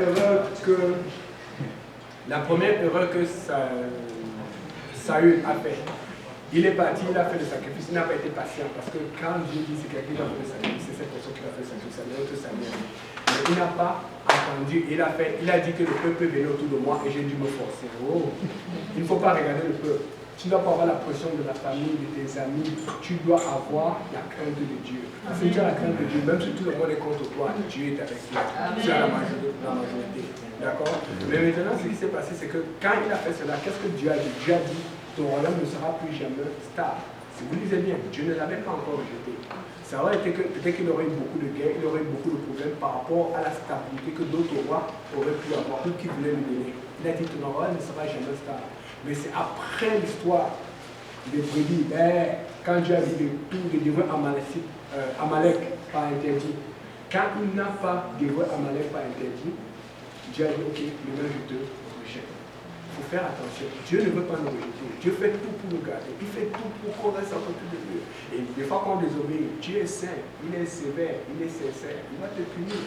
Mais il va te punir juste pour te caser, pour te ramener. Mais si tu continues, Dieu va te rejeter. N'arrivons pas à ça. Soyons proches de Dieu. Donc maintenant, pour parler de David rapidement, David alors c'était l'homme selon le cœur de Dieu. Le danseur de l'éternel. Le joueur, celui qui jouait la harpe. C'était dans toutes les situations. Mais, bien que David était l'homme de Dieu, qu'est-ce qui s'est passé? Il a fait une bêtise, mais c'est une bêtise que tout le monde connaît. Bathsheba. La seule chose que je pense par rapport à cela, c'est ceci. C'est que le jour où David est tombé, qu'est-ce qui s'est passé? C'est parce qu'il n'était plus à la guerre. Il y a quelqu'un, regarde, il y a 2 ou 3 personnes qui m'ont demandé, mais toi là, vraiment, tu fais tout, tu vas te fatiguer, tu ne dois pas assez. C'est ce que je réponds. Je dis que vous ne me connaissez pas parce qu'il faut se connaître. Il faut se connaître très bien. Moi, quand j'étais dans le monde, je m'en ai acheté. J'étais occupé aux mauvaises choses. Or, c'est quand tu sais que tu as le sang chaud, c'est bien de t'occuper avec les choses de Dieu. Je suis quelqu'un que dès que je m'habille là, c'est très dangereux pour moi. Il faut faire bien m'occuper. C'est là quand je rentre à la maison, quand je me couche. Je ne sais pas, les gens me disent souvent qu'ils ont le problème pour dormir, moi je ne comprends pas. Moi quand je rentre à la maison, je mets le test de l'oreiller, c'est fini. C'est comme ça, il faut se connaître. Donc moi je sais déjà que si je m'occupe pas des choses de Dieu, c'est dangereux, c'est là où le diable va m'avoir. Je vais tellement serrer dans mon problème. Chacun a sa façon, mais moi c'est la façon de rester en sécurité. Donc il faut se connaître, agir et prendre des engagements en fonction de cela. Donc des fois quand quelqu'un me dit ça, tu n'es pas fatigué, tout ça, je dis, il n'y a pas sagesse, mais là, mon cœur dit, tu n'en vois pas. Arrière de moi, en tout cas. On continue. Et puis maintenant, le roi qui est venu après, Salomon, on a vu que Salomon aussi a été quelqu'un de très sage, de très puissant, parce qu'il avait une bonne influence de son père qui était David. Mais on a vu que les erreurs de David, comme par exemple les femmes, la richesse, les chevaux, ont été en pire avec Salomon. Ça veut dire que si tu vis pour Dieu, tu dis que oh, le Seigneur t'aime. Mais le Seigneur te dit que bon, donne-moi ça, tu donnes pas, que tu es quand même sauvé. Dieu va te sauver, mais ton fils là, c'est dangereux pour lui.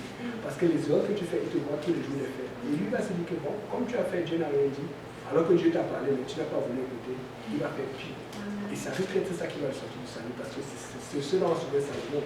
Et regardez maintenant, quand Dieu a divisé le royaume, il a divisé sur juste après Salomon. Et quand il a dit qu'il ne divise pas autant de Salomon, c'est pourquoi? Parce qu'il se souvenait de David.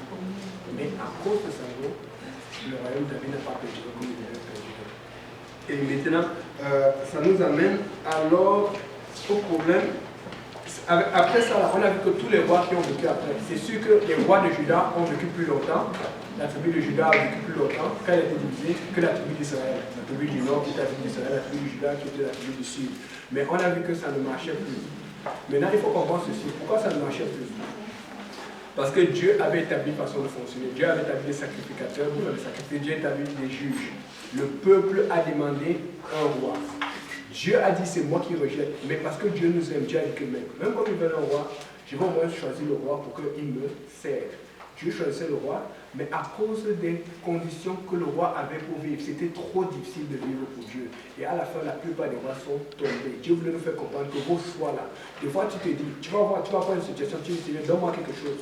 Des fois, et je vous le dis, parce que je parle par rapport à moi aussi, tu vas demander quelque chose à Dieu. Tu es sûr et certain que tu vas faire la chose. Tu prends un engagement. Des fois, souvent, c'est l'argent. Souvent, c'est peut-être le salut de quelqu'un de la famille. Souvent, c'est aussi le mariage. Mais je t'assure, tu ne connais pas sa plan. Parce que ça peut prendre, il est patient, ça peut prendre 2 ans. Mais après, on te dit que mais voilà, toi qui as été engagé à Dieu, est-ce que tu fais encore la même chose? C'est parce que Dieu voit cela. Voilà pourquoi Dieu, quand il te dit fais quelque chose, engage-toi d'une certaine façon, c'est parce qu'il voit au-delà de ce que toi tu ne peux pas voir. Il faut faire confiance à Dieu. Il faut attendre avec en silence le secours de l'Éternel. D'accord? Et donc après ça, on a vu que il y a eu la destruction du temple, ça ne marchait pas. Il y a eu la reconstruction du temple par Zorobabel, mais encore le temple a encore été détruit plus tard. Et puis ça a fini avec l'Ancien Testament. Il y a eu 400 ans de silence. Donc ça conclut maintenant avec l'Ancien Testament. On va introduire rapidement avec le Nouveau Testament. On a vu, et regardez ici là, si le roi avait été bon et que ça avait marché, Dieu n'aurait pas eu de problème. Mais Dieu voulait leur montrer que regardez, ce que vous avez choisi, on va essayer de faire fonctionner cela, mais ça n'a quand même pas fonctionné. Et Dieu a dit que, ok, comme tout ça n'a pas fonctionné depuis Adam jusqu'à ces sacrificateurs, moi-même, je vais venir et je vais vous montrer comment ça va fonctionner pour moi. C'est ça. Donc on va rentrer dans la leçon 6 directement. On va parler de Jean-Baptiste. Bah, moi je ne sais pas si quelqu'un aimerait être comme Jean-Baptiste. C'est pour quelqu'un au moment où il vient de puissance des sauterelles, mais manger des sauterelles. Quelqu'un peut lire Matthieu 3, verset 1 à 3. Matthieu 3, verset 1 à 3. En ce temps-là parut Jean-Baptiste prêchant dans le désert de Judée. Il disait, répondez-vous, car le royaume des cieux est proche. Jean est celui qui avait été annoncé par Isaïe, le prophète, lorsqu'il dit, c'est ici la voix de celui qui crie dans le désert, préparez le chemin du Seigneur, aplanissez ses sentiers. Ok, donc dans Matthieu, ici, on est d'accord que quand on dit préparer le chemin du Seigneur, on parle de Jésus-Christ qui s'en vient. Donc on peut lire Isaïe 40, verset 2.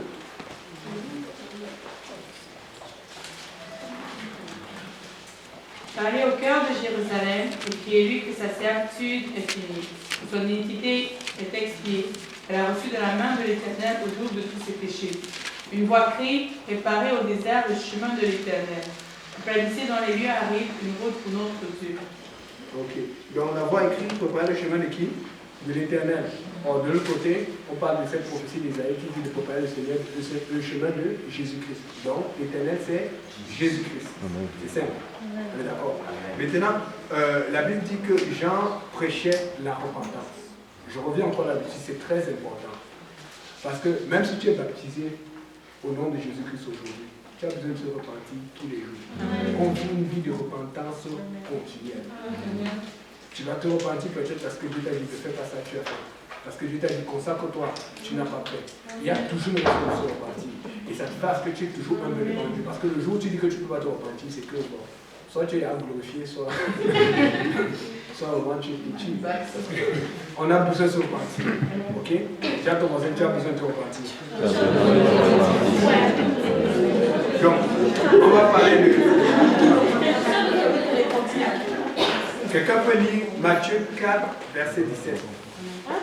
Dès ce moment, Jésus commença à prêcher et à dire, répondez-vous car le royaume des cieux est proche. Vous avez vu le premier ministère de Jésus, après qu'il ait été baptisé. Et ça, il y a eu son baptême, mais il y a eu aussi la tentation. Mais le premier ministère, le premier effort qu'il a fait pour atteindre les âmes, c'était de prêcher la repentance. Et bizarrement, on n'a pas seulement dit que Jésus était le souverain sacrificateur pour rien. Parce que vous vous rappelez, dans la Bible, je ne sais pas quel verset, mais la Bible enseigne que les sacrificateurs devaient toujours commencer son office à 30 ans. Jésus-Christ a commencé son office à 30 ans. Il a obéi tout en tout et partout. Au temps de Jésus-Christ, qui était le souverain sacrificateur, c'était Caïphe. Or, on sait que dans l'Ancien Testament, la loi interdisait à tout souverain sacrificateur de déchirer sa robe.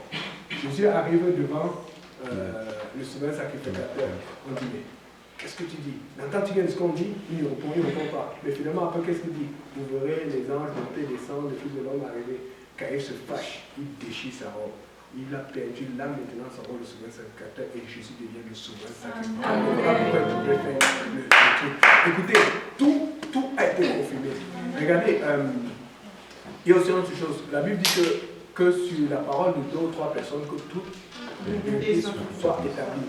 Vous savez qu'il ne pouvait pas condamner Jésus parce que tout le monde a apporté des témoignages. Il a dit ceci, il a dit ceci, mais il se confondait, ça ne faisait pas. Mais il y a quelqu'un qui a dit, on dit que l'un d'eux, il dit qu'il a dit qu'il est le Fils de Dieu.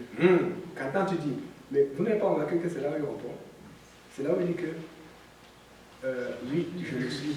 Mais le problème, c'est qu'en fait, il vient de se condamner. Parce que ça fait lui qui approuve ce que l'autre a dit. Ça fait 2 personnes.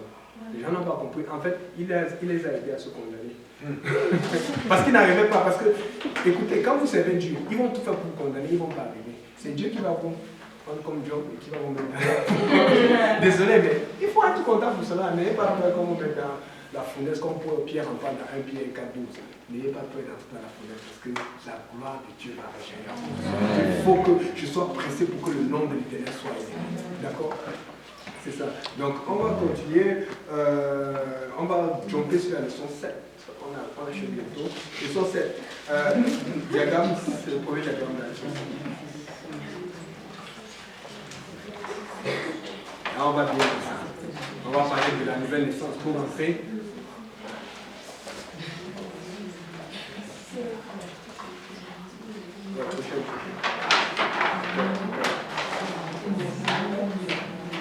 Quelqu'un peut lire Jean chapitre 3. Non, verset 1 jusqu'à 6. Or, il y avait parmi les Pharisiens un homme du nom de Nicodème, un chef des Juifs, qui vint de nuit trouver Jésus et lui dit, Maître, nous savons que tu es un envoyé, tu es un enseignant envoyé par Dieu, car personne ne peut faire ces signes miraculeux que tu fais, si Dieu n'est pas avec lui. Jésus lui répondit, en vérité, je te le dis, à moins de naître de nouveau, personne ne peut voir le royaume de Dieu. Nicodème lui dit, comment un homme peut-il naître quand il est vieux? Peut-il une seconde fois entrer dans le ventre de sa mère et naître? Jésus répondit, en vérité, je te le dis, à moins de naître d'eau et d'esprit, on ne peut entrer dans le royaume de Dieu. C'est bon, c'est correct. Maintenant, il faut voir ici, on parle d'un pharisien qui vient voir Jésus de nuit. C'est pas par hasard qu'il a choisi la nuit, parce que les pharisiens, c'était une secte très importante, qui était vraiment liée à la loi de Moïse, mais tout ce qu'ils faisaient, on appelait ça les fêtes juives. Vous allez voir que dans l'Ancien Testament, chaque fois que les Juifs faisaient la fête, on dit qu'il y a une fête de l'Éternel. Mais quand au temps de Jésus-Christ, on dit qu'il y a une fête juive. Parce qu'il y avait des ressemblances par rapport aux fêtes de l'Éternel, mais le côté religieux qui était un peu là-dessus, Dieu ne voulait plus, n'était plus là-dedans. Maintenant, les pharisiens faisaient partie de ces gens qui s'attachaient à la loi, mais qui n'avaient rien dans le cœur. Il y avait un qui était touché. Il y avait un, comme je sais qu'il y a des gens qui sont touchés par la parole ici. Mais ils avaient peur. Je vous le dis, moi-même quand je suis venu à Dieu là, oh, je ne pouvais pas dire à mes amis que moi je venais à l'église, c'était dur. Oh.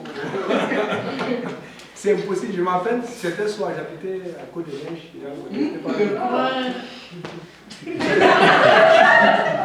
j'allais souvent chez mes amis, ce que je faisais, c'est que je vais pas passer, et le diable est menteur, je vais pas passer 2 heures, après il passe 3-4 heures, mais je résiste souvent. Et des fois, le jour là, il y avait une grosse fête. On dit qu'il y a Yannick Oliva. Ils ne disent même pas est-ce que tu viens de Yannick Oliva. Il dit que non, aujourd'hui, c'était comme le péché pour moi. Il dit, tu es normal. J'avais peur, j'ai craigné Dieu. J'avais appris à dire que je ne vais plus à tel endroit. Mais après, c'est dur. Je voulais toujours aller rester avec mes amis un peu. Et puis après, je sortais, je revenais. C'était dur. Écoutez, coupez avec le monde. Ne dites pas que non, ça va aller. On fait seulement, on se souvent photo. Le diable va vous arracher. Coupez avec le monde. Ça a été dur. Ça a été dur parce qu'ils ont commencé à m'appeler pasteur. Les gens savent, ils te voient. Et quand c'est commencé, comment déjà aller trop prier, hein? Tu pries beaucoup, tout le temps tu vas prier, sinon quoi ça? Écoutez, n'ayez pas honte de Dieu. Parce que j'avais honte, maintenant, c'est moi qui me cherche, j'avais la parole. C'est eux qui me fuient. Il ne faut pas avoir honte de Dieu. Et Dieu honorait ça, parce que Dieu le sait. C'est-à-dire que si vous avez un problème, quelle que soit l'église où vous venez, et que vous avez un problème par rapport à ce qu'on va enseigner, qu'on dit ici là, allez voir le frère Beau, le frère Mehdi, le frère Lionel, il y a beaucoup de frères qui peuvent vous exhorter là-dessus là. Même si vous avez peur, allez les voir en solo comme on dit. Parce que c'est ce que Nicodème a fait, c'est pour donner un exemple. Si tu es dans un compromis, ne commence pas à dire que non, c'est pas ça. Non, va voir le pasteur, va voir quelqu'un. Va parler. Ne reste pas, parce que le diable est fort quand tu gardes le silence. Et vous allez voir que le jour de la Pentecôte, on voit Nicodème avec les cendres pour se cacher tout. Mais au départ, il se cachait parce que Dieu, quand il a compris qui était Dieu, qui était Dieu, quand il a compris qui était Dieu, qu'est-ce qui s'est passé? Quand tu comprends qui est Dieu, tu n'as plus peur, tu n'as plus honte. Quand tu comprends qui est Dieu, tu es courageux. C'est ça. Maintenant, donc on dit, il vient d'abord, il vient de lui pour trouver Jésus. Il dit, Maître, nous savons que tu es un docteur venu de la part de Dieu et car personne ne peut faire ces miracles que tu fais si Dieu n'est avec lui. Jésus répondit, en vérité, je te dis, si un homme est né de nouveau, il ne peut voir le royaume de Dieu. Mais lui vient pour élever le Maître, pour que Petre dise, ah bon, hein, tu as remarqué que j'ai les miracles, il fait les miracles. Jésus dit, non, si tu n'es pas de nouveau, c'est bon. Parce que Dieu savait ce qu'il y avait dans son cœur. Rappelez-vous, Jésus est fort, il nous apprend beaucoup de choses. Quand il va au puits, il commence à parler à la femme samaritaine. Il commence à parler de l'eau. Si tu savais, si tu connaissais celui qui te demande de l'eau, tu ne demanderais plus. C'est toi qui lui demandais de l'eau parce que tu n'auras plus soif. Hey, il entame le sujet. Et puis maintenant, quand la conversation est faite, qu'est-ce qui se passe? Il dit, va appeler ton mari. Le Seigneur est très fort. Donc, il nous apprend la sagesse. Des fois, tu veux parler de ces détails, tu commence par certaines choses. Et puis après, qu'elle bombarde. C'est ça. Donc, c'est la sagesse. Et Jésus, alors, il connaissait son problème. Il savait, Jésus sait tout. Il est Dieu, il est parfait. Et puis après,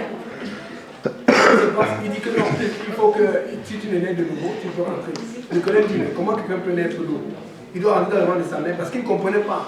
Comme les gens du monde ne comprennent pas cette affaire de rentrer dans l'eau et puis tes filles sont pardonnées, ça ne fait pas de sens pour eux. Mais il faut qu'on explique que non, Jésus, on a le cas de Noé.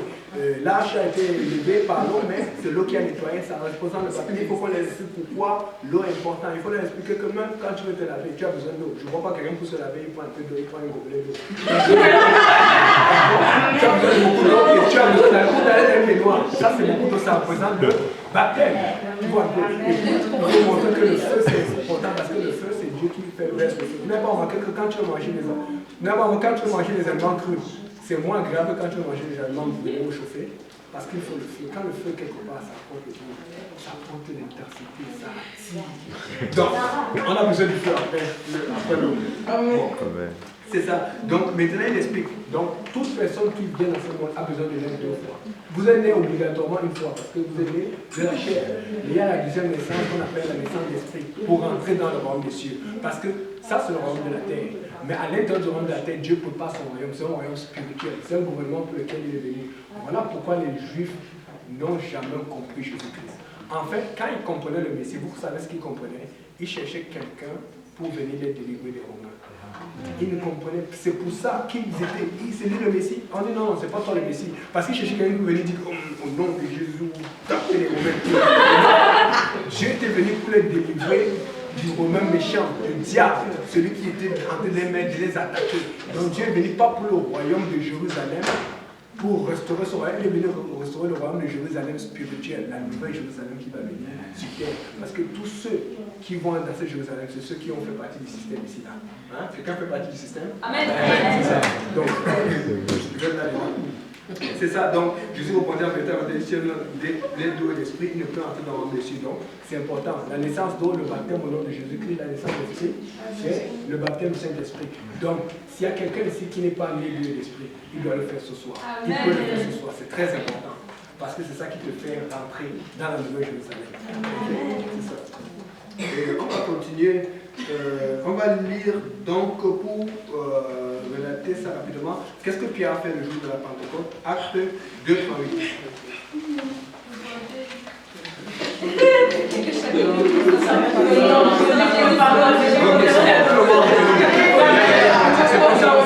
Maintenant, le problème c'est ceci. Ok, bon, je lis la parole du Seigneur. Pierre leur dit, répandez-vous et que chacun d'entre vous soit baptisé au nom de Jésus-Christ pour le pardon de vos péchés et vous recevrez le don du Saint-Esprit. Ok, donc le baptême ici c'est au nom de Jésus-Christ. Ok, maintenant si les gens vous viennent avec le baptême du Saint-Esprit, il y a deux autres indices que j'aimerais vous donner qu'on peut utiliser pour leur parler. Première chose, c'est que si quelqu'un veut obéir juste à Matthieu 28, 19, qui dit faites de toutes les nations des disciples et baptisés au nom du Père et du Saint-Esprit, il dit que non, c'est Jésus qui l'a dit, obéissez seulement. Qu'est-ce qu'on a prêché tout à l'heure? Que Jean-Baptiste a commencé par quoi? Par la repentance. Jésus a prêché quoi? La repentance. Or, dans Matthieu 29, il n'y a aucune référence à la repentance. Il n'y a aucune référence au Saint-Esprit. C'est-à-dire que s'il veut s'approcher à Matthieu 29, il dit que non. Quand tu veux repentir, Matthieu 29 ne parle pas de la repentance. Faites-le baptiser seulement. C'est ça qu'il veut dire. Il faut le faire comprendre cela. Maintenant, si on dit, quelqu'un peut dire acte 1, verset 8. Et vous recevrez une puissance forte que le Saint-Esprit viendra sur vous, et vous serez mes témoins à Jérusalem, dans toute la Judée, dans la Samarie et jusqu'aux extrémités de la terre. Vous serez mes témoins, vous recevrez une puissance. C'est une promesse. Il n'y a pas cette promesse-là dans Matthieu 28, 19. C'est-à-dire que tu n'as pas besoin de ce Saint-Esprit. Tu es en train de brûler les étapes de la nouvelle naissance que Jésus a dit. Donc tu dis qu'il y a un problème. Pourquoi alors tu vas utiliser l'autre verset? Si tu veux caler un verset, là c'est à ce verset-là. Il faut comprendre que l'écriture se suit, l'écriture s'accompagne. Vous vous rappelez la tentation du diable? Il a dit, il est écrit. Il a dit une parole qui était vraie. Mais Jésus, pour moi, il a dit, il est aussi écrit. Il faut que toutes les paroles aillent s'imbriquent les unes avec les autres. Maintenant, autre chose. Acte 1, verset 3. Je lis la parole du Seigneur. Après qu'il eut souffert, il leur apparut vivant et il leur en donna plusieurs preuves, se montrant à eux pendant 40 jours et parlant des choses qui concernent le royaume de Dieu. Oh, on ne parle pas souvent de ce verset. Là, c'est un verset très important. Ça, c'est pour le deuxième indice. Il a parlé de quoi avec eux après être ressuscité, qui concerne le royaume des cieux. Comment rentrer?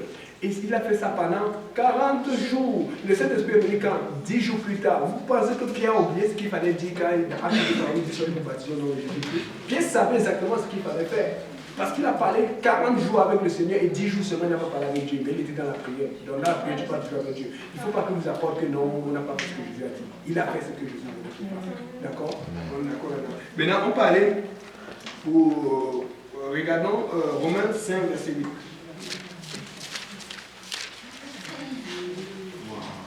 Et la parole du Seigneur.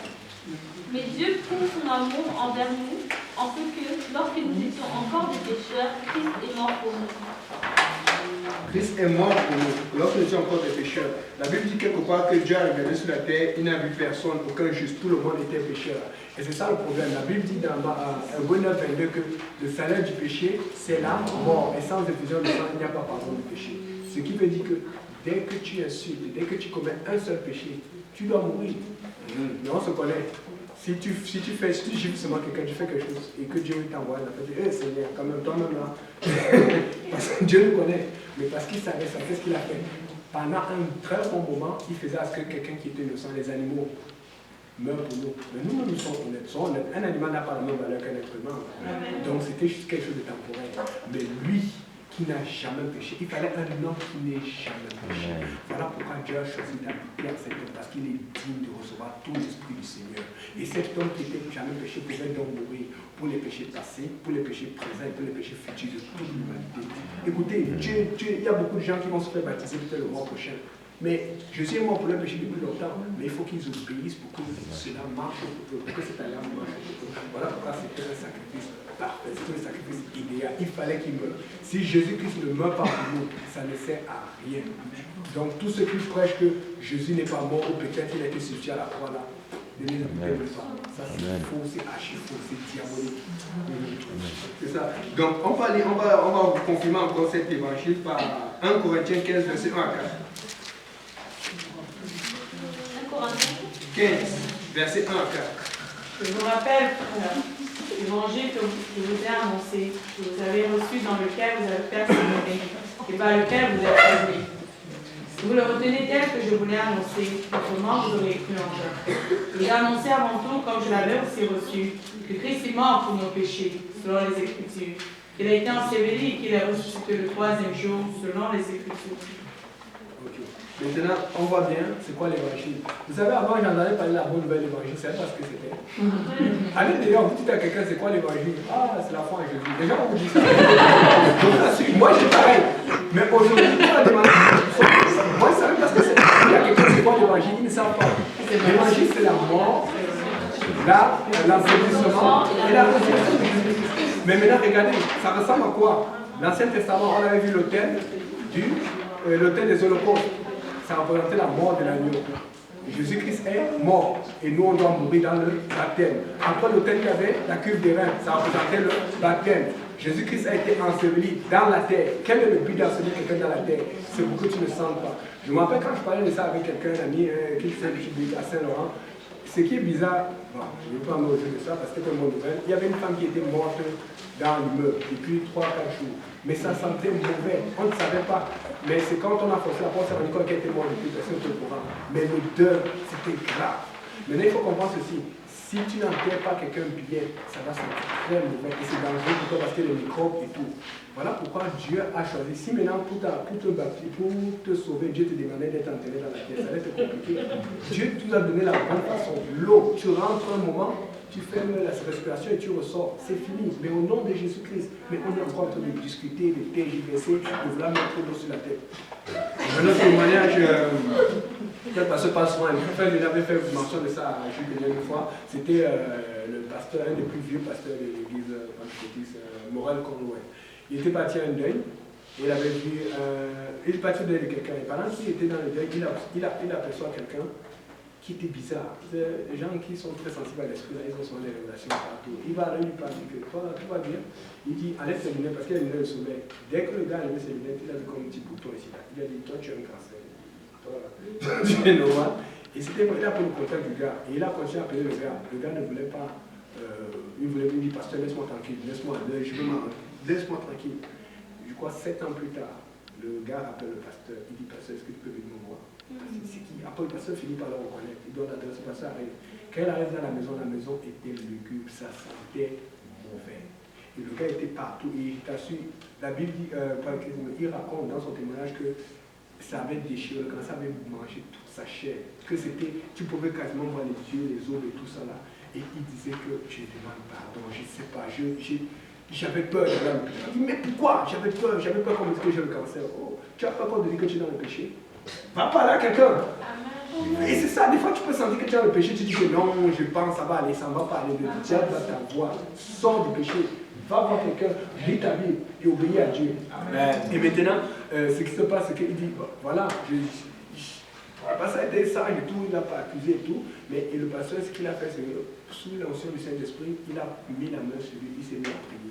Quand il a mis la main sur lui, le monsieur s'est mis à pleurer. Il dit que ça fait longtemps que personne n'a jamais touché. Parce que les gens trouvaient ça tellement dégueulasse qu'ils disaient non, les gens l'ont abandonné.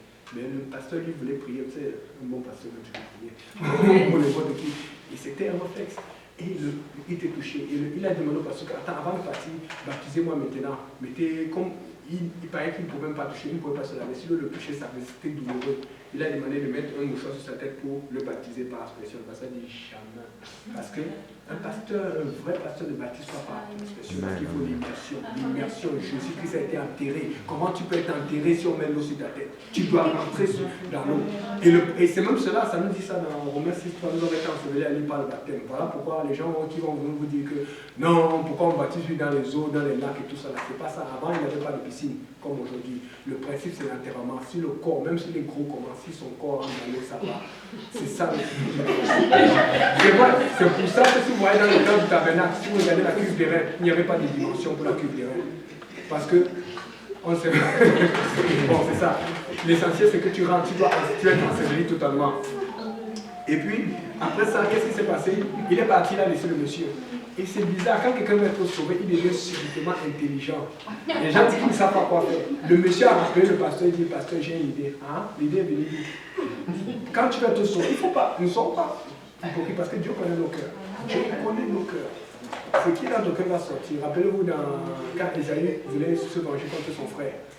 La Bible dit dans, je crois que c'est Genèse, que Esaü dit en son cœur que les jours de mon frère vont passer. Je vais tuer mon frère. Il a dit ça en son cœur. La prochaine version dit qu'on rapportait à Rebecca les paroles d'Esaü. Comment? Parce que c'est sorti. Comment on a su ce qu'il a? C'est parce que si tu gardes, tu vas finir par confier à quelqu'un. C'est sorti. Donc si tu as quelque chose dans le cœur, ça va sortir, mais ça va trop tard. Faites attention. Maintenant, le monsieur, alors, il a appelé les gens d'Avoiré là. On a porté un gros flux. Et puis on l'a attaché. Et on s'était déjà fait, on met le sac aussi. On va juste attacher rapidement, le plonger dans l'eau. Et c'est ce qu'on a fait. On l'a attaché, on l'a plongé dans l'eau rapidement, on l'a battu au nom de Jésus-Christ, on l'a sorti. Et quand on a ouvert le sac, il était en train de parler en langue. Amen. Il voulait se sauver. Il a dit qu'il voulait jusqu'à se sauver. Je pense qu'il est mort quelque temps plus tard. Mais il a fait ce qu'il fallait. Écoutez, n'attendez pas que Dieu vous amène dans cette situation pour vous faire baptiser. Écoutez, moi j'aime avoir mes deux bras, mes pieds, j'aime louer l'Éternel. Moi je n'ai pas envie de louer avec un pied qui fait mal. Je n'ai pas envie de louer. Écoutez, si les gens se disent maintenant, parce que en tout cas, moi je vous dis, j'ai tellement dansé pour le diable que des fois j'ai l'impression que je ne vais pas encore rattraper. J'ai envie de rattraper tout, après de faire plus pour le Seigneur. Non, mon corps appartient à Dieu. Si Dieu m'a donné une tête, c'est pour bouger ça. Si Dieu m'a donné une main, c'est pour bouger. Avant de prier, avant d'aller au travail, avant de faire des choses, c'est pour le Seigneur. Si Dieu m'a donné, regardez bien, le que Dieu vous a donné, c'est d'abord pour le Seigneur. Les gens peuvent faire ça pour faire l'argent. En tout cas. Bon. C'est ça. On continue pour. On va finir avec cela. Disons donc, quitte donc Jésus-Christ. 2 Corinthiens 5, verset 19. Et la parole du Seigneur. Car Dieu était en Christ réconciliant le monde avec lui-même en n'imputant point aux hommes leurs offenses, et il a mis en nous la parole de la réconciliation. Dieu était en Christ. Dieu était en Christ. Ce n'est pas que le Père et le Fils étaient séparés et puis ils ont travaillé ensemble et cohabité. Ils font un truc en étant égaux. Non. Dieu était en Christ, réconciliant le monde avec lui-même. Parce que la gloire de Dieu ne tolère pas le péché. Si tu arrives dans la présence de Dieu, tu meurs. Rappelez-vous, on vous a dit qu'à Genèse 1, verset 3, on dit, Dieu dit que la lumière fut, et la lumière fut. Et le frère vous dans lequel je suis la dernière fois que je ne savais pas que Dieu sépare toujours la lumière des ténèbres. Quand tu es bien, Dieu va te séparer du mal. Ça, j'ai vraiment apprécié ça. Mais regardez ici, là. Après, Genèse 14, Dieu fait le soleil. Si la terre était déjà éclairée par la gloire de Dieu, pourquoi Dieu fait le soleil? Comprenez ceci. Quand on va dans Apocalypse 21, 23, la Bible dit que c'est la gloire de Dieu qui éclaire. Le soleil et la lune ne sont plus là. La gloire de Dieu éclaire quoi? La vie sainte. Qu'est-ce qu'il y a dans la vie sainte? Juste les saints. Parce que si cette gloire de Dieu éclairait toujours la terre, dès que quelqu'un péchait, il mourait, il n'avait plus le temps de se repentir. C'est ça qu'il faut comprendre. Et donc Dieu, sachant ça, personne ne peut plus approcher sa gloire. Il fallait qu'il se fasse une chair comme nous, qui cache sa gloire, pour qu'au lieu d'être autoritaire, quand il voit ton péché, il te tue, il te tabasse. Quand il voit ton péché, tu le craches dessus. Il pardonne, il patiente. Il nous apprend aussi ce ministère de la réconciliation qu'il a déjà fait lui-même, que nous devons aussi avoir et que nous faisons aujourd'hui parce que nous avons Dieu en nous. C'est très important. Et maintenant, regardons aussi Colossiens 1, verset 15.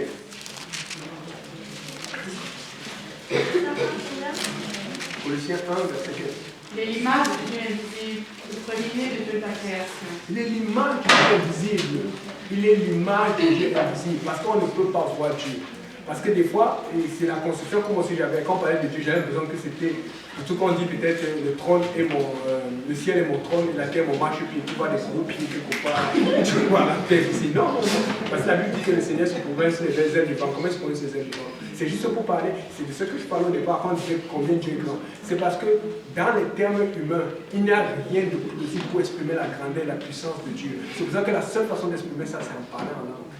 Parce que tu ne peux pas comprendre ça. En parlant en langue que tu sais, pour lui, tu es en train de lever Dieu plus que le français, le grec, le grec, tous les langages ne peuvent se faire. Et voilà pourquoi il est l'image de Dieu invisible. Et maintenant, Colossiens 2, verset 9. Car on lui a mis corporellement toute la plénitude de la divinité. Toute la plénitude, tout ce qui est de Dieu. Ça a bien expliqué ça. Déjà Dieu. Écoutez, il y a aussi un problème. Si un Trinitaire vient vous dire que non, parce qu'ils disent que Jésus-Christ existait avant Dieu. Jésus-Christ existait avec Dieu dans toute éternité. Il a toujours été là. Il y avait le Père et le Fils. le Saint-Esprit. Maintenant, il y a un problème. Quand tu es considéré comme un Dieu, tu dois être puissant, tu ne dois pas être failli, tu ne peux pas prier. Mais Jésus, c'était la manifestation humaine de Dieu. Mais maintenant, il y a aussi un problème. Regarde la définition de Dieu. Un Dieu ne meurt pas. Maintenant, si Dieu est manifesté en chair, il peut mourir.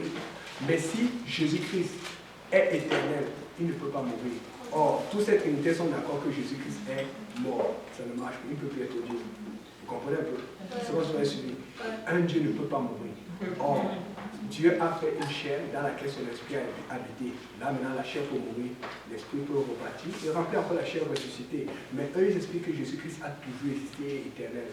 Or, on dit que Dieu est éternel, le Père est éternel, le Saint-Esprit est éternel, le Fils est éternel. Or, ils sont d'accord que le Fils est mort. Si le Fils est mort, si un Dieu meurt, ça ne marche pas. Donc, ça ne marche pas leur affaire, ça ne marche pas du tout. D'accord? Et puis, c'est toute la plénitude de Dieu habite en Jésus-Christ, donc ça prouve que Jésus-Christ est Dieu. Maintenant, on va finir avec le verset 6 là, parce que c'est un verset qui vient le plus souvent. Ça va conclure avec ça là. On va aller à Jean chapitre 17, verset 3, parce qu'on a parlé de ça hier. J'ai vu que beaucoup de gens parlaient de ça. Et puis, j'ai remarqué que moi, c'est un verset qui m'a le plus dérangé. Ça m'a dérangé comme il n'est pas permis. Jean chapitre 17, verset 3. Or, la vie éternelle, c'est qu'ils te connaissent, toi, le seul vrai Dieu, et celui que tu as envoyé, Jésus-Christ. Okay. C'est bon? Continue jusqu'à 5. Je t'ai glorifié sur la terre, j'ai achevé l'œuvre que tu m'as donnée à faire. Et maintenant, toi, Père, glorifie-moi auprès de toi-même, de la gloire que j'avais auprès de toi avant que le monde fût. Ok. Maintenant, regardez ici là. La meilleure façon de voir ce verset-ci là et de l'expliquer, c'est d'aller verset par verset, verset par verset. Parce que ce que la Trinité, ou la plupart des gens disent, c'est que Jésus-Christ avait la gloire auprès du Père. Ça fait bizarre. Parce que la Bible dit dans Ésaïe 42, 8 que Dieu ne partage sa gloire avec personne. Donc déjà, ça ne marche pas. Il y a une autre explication. Maintenant, il faut regarder le verset 1. Le verset 1 dit que Jésus, levant les yeux, il dit, l'heure est venue, Père, glorifie ton Fils, afin que ton Fils te glorifie. Bon, on va dire Jésus est Dieu par la gloire. Il y a un problème ici là. Si on lit le verset 22, le verset 22 dit, je leur ai donné la gloire que tu m'as donnée, afin qu'ils soient un comme nous sommes un.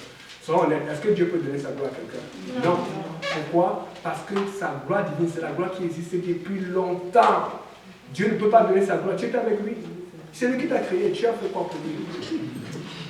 Sa gloire n'appartient qu'à Dieu.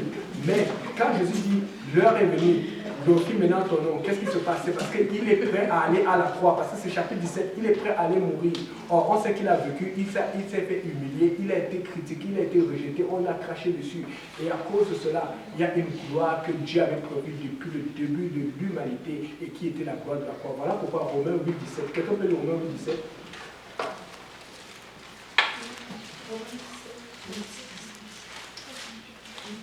Or, si nous sommes enfants, nous sommes aussi héritiers, héritiers de Dieu et co-héritiers de Christ. Si toutefois nous souffrons avec lui, afin d'être glorifiés avec lui. Si nous souffrons, parce que Christ a souffert, mais Jésus a dit quoi? Si quelqu'un même qui prend sa croix et le suit, si tu ne veux pas souffrir pour Jésus, tu ne vas pas être glorifié. Parce que nous tous sommes appelés à être glorifiés à l'enlèvement. Nous aurons des corps hyper, plus que les super-héros. Mais si tu ne veux pas souffrir, tu es là, tu es seulement aller à l'église, faire ton minimum, puis que non, Dieu ne me cherche pas moi. Non, nous devons te glorifier. Donc quand il parle de cette gloire, il parle de la gloire de la croix. N'oubliez pas, Apocalypse 13 qui dit l'agneau immolé à la façon avant la fondation du monde. 1 Pierre 1 qui dit l'agneau immolé destiné à être crucifié avant la fondation. Est-ce que Dieu a été crucifié avant la fondation du monde? Non, parce que Galates 4 dit que au temps convenable, Jésus-Christ vient né d'une femme. Donc ce qui veut dire que cette gloire n'est que la gloire de la croix, parce que dans ce contexte-là, il parlait juste de sa mort à venir. Mais à cause de cette mort, quand il va être ressuscité, il va être glorifié. On se rappelle, il a été glorifié devant tous ses disciples et il est monté au ciel devant eux. Et qu'est-ce qu'on a dit? Les anges ont dit, de la même façon qu'il est monté, de la même façon qu'il va revenir. Oh, que Dieu revienne me chercher. Je veux que Dieu revienne me chercher. Donc n'ayez pas peur de ces versets qui viennent dire que non, Jésus était là, non. Quand il parle de ça, c'est parce que Dieu savait. C'est la même chose pour toi. Avant que tu le laisses, Dieu a prouvé que si tu viens à lui, il y a un plan parfait qu'il a pour toi. Mais la différence que le plan parfait est en Jésus-Christ, parce que Jésus n'avait pas de péché, il n'avait pas cette faiblesse que nous avons à cause du péché. Le péché, demain, là, si tu ne pries pas, tu vas te mettre à faire des choses que tu avais déjà arrêtées depuis longtemps. Et Jésus nous a montré ça, il priait tous les jours. Mais Jésus étant totalement soumis à Dieu, il ne pouvait pas tomber dans le piège du péché. Voilà pourquoi, quand Dieu pensait à lui, pour lui c'était parfait. Mais qu'est-ce qui se passe quand Dieu pense à toi? Demain, qu'est-ce que tu vas faire? Après-demain. Parce que Dieu a des plans parfaits pour toi. Mais c'est parce que toi aussi tu as des plans. Et souvent tes plans ne vont pas dans les plans de Dieu. Et c'est ça le problème. Le problème c'est d'abord nos plans. Quelqu'un dit ce problème c'est moi. Le problème, c'est moi. Donc il faut faire attention, il faut toujours chercher quel est le plan de Dieu. Si ton plan va dans le plan de Dieu, tant mieux. Mais en général, nos plans sont souvent à l'encontre du plan de Dieu. Et c'est comme ça qu'il faut voir ça. D'accord? Donc c'est pour ça. Et maintenant, le verset, quand au verset 6, il dit, j'ai manifesté ton nom aux hommes que tu m'as donné. Et maintenant, quand il parle au Père, il dit, j'ai manifesté ton nom. Il a manifesté quel nom? Jésus. Donc, le nom du Père, c'est Jésus-Christ. C'est simple, c'est clair. Donc, ça, après ça, on avait parlé, pour revenir à là où le pasteur était là, on avait parlé du Saint-Esprit. Le Saint-Esprit est très important. Acte 2, verset 1 à 4. J'ai une question. Pardon pour ce que vous avez dit. Il y a aussi un Corinthiens 11, verset 3.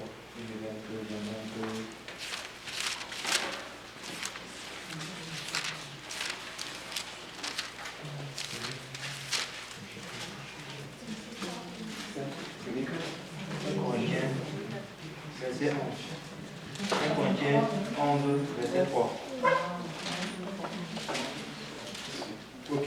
Mais je veux que vous sachiez que Christ est le chef de l'homme, et que l'homme est le chef de la femme, et que Dieu est le chef de Christ. Maintenant, il faut voir ceci. Jésus-Christ, quand on regarde en Philippiens 2, verset 1 jusqu'à 8, on dit qu'il n'a pas regardé comme une proie d'être égal à Dieu. C'est-à-dire que Jésus-Christ, homme que tu voyais, était ce Dieu maître dans la chair, mais en tant que Dieu, quand il se levait, il commandait aux mers et les mers se calmaient. Quand il faisait des miracles, il pouvait marcher sur l'eau. Mais en tant qu'homme, qu'est-ce qui se passait? Il dormait, il mangeait, il pleurait. Dieu ne pleure pas. Tu comprends un peu? Maintenant, dans la chair de Jésus-Christ, pour nous montrer l'exemple, par exemple, Jésus-Christ s'est fait baptiser, oui ou non? Il s'est fait baptiser, n'est-ce pas? Est-ce qu'il avait commis un péché? Non, mais nous nous faisons baptiser pour le pardon de nos péchés. Mais Jésus s'est fait baptiser pour nous montrer un exemple. Jésus-Christ, quand il priait, c'est pour nous montrer parce que toute chair, toute personne qui est née d'une femme, tu es obligé de prier. Si Jésus-Christ a prié, tu dois prier. Donc de la même façon que nous devons être soumis à Dieu qui nous prie, Jésus voulait nous montrer que Dieu, dans sa manifestation humaine, c'est-à-dire qu'en chair, il était soumis à l'Esprit de Dieu qui est tout puissant, qui est suprême. Tu comprends un peu? C'est bon?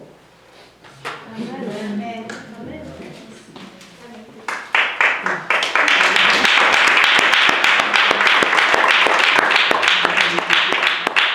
On va prier.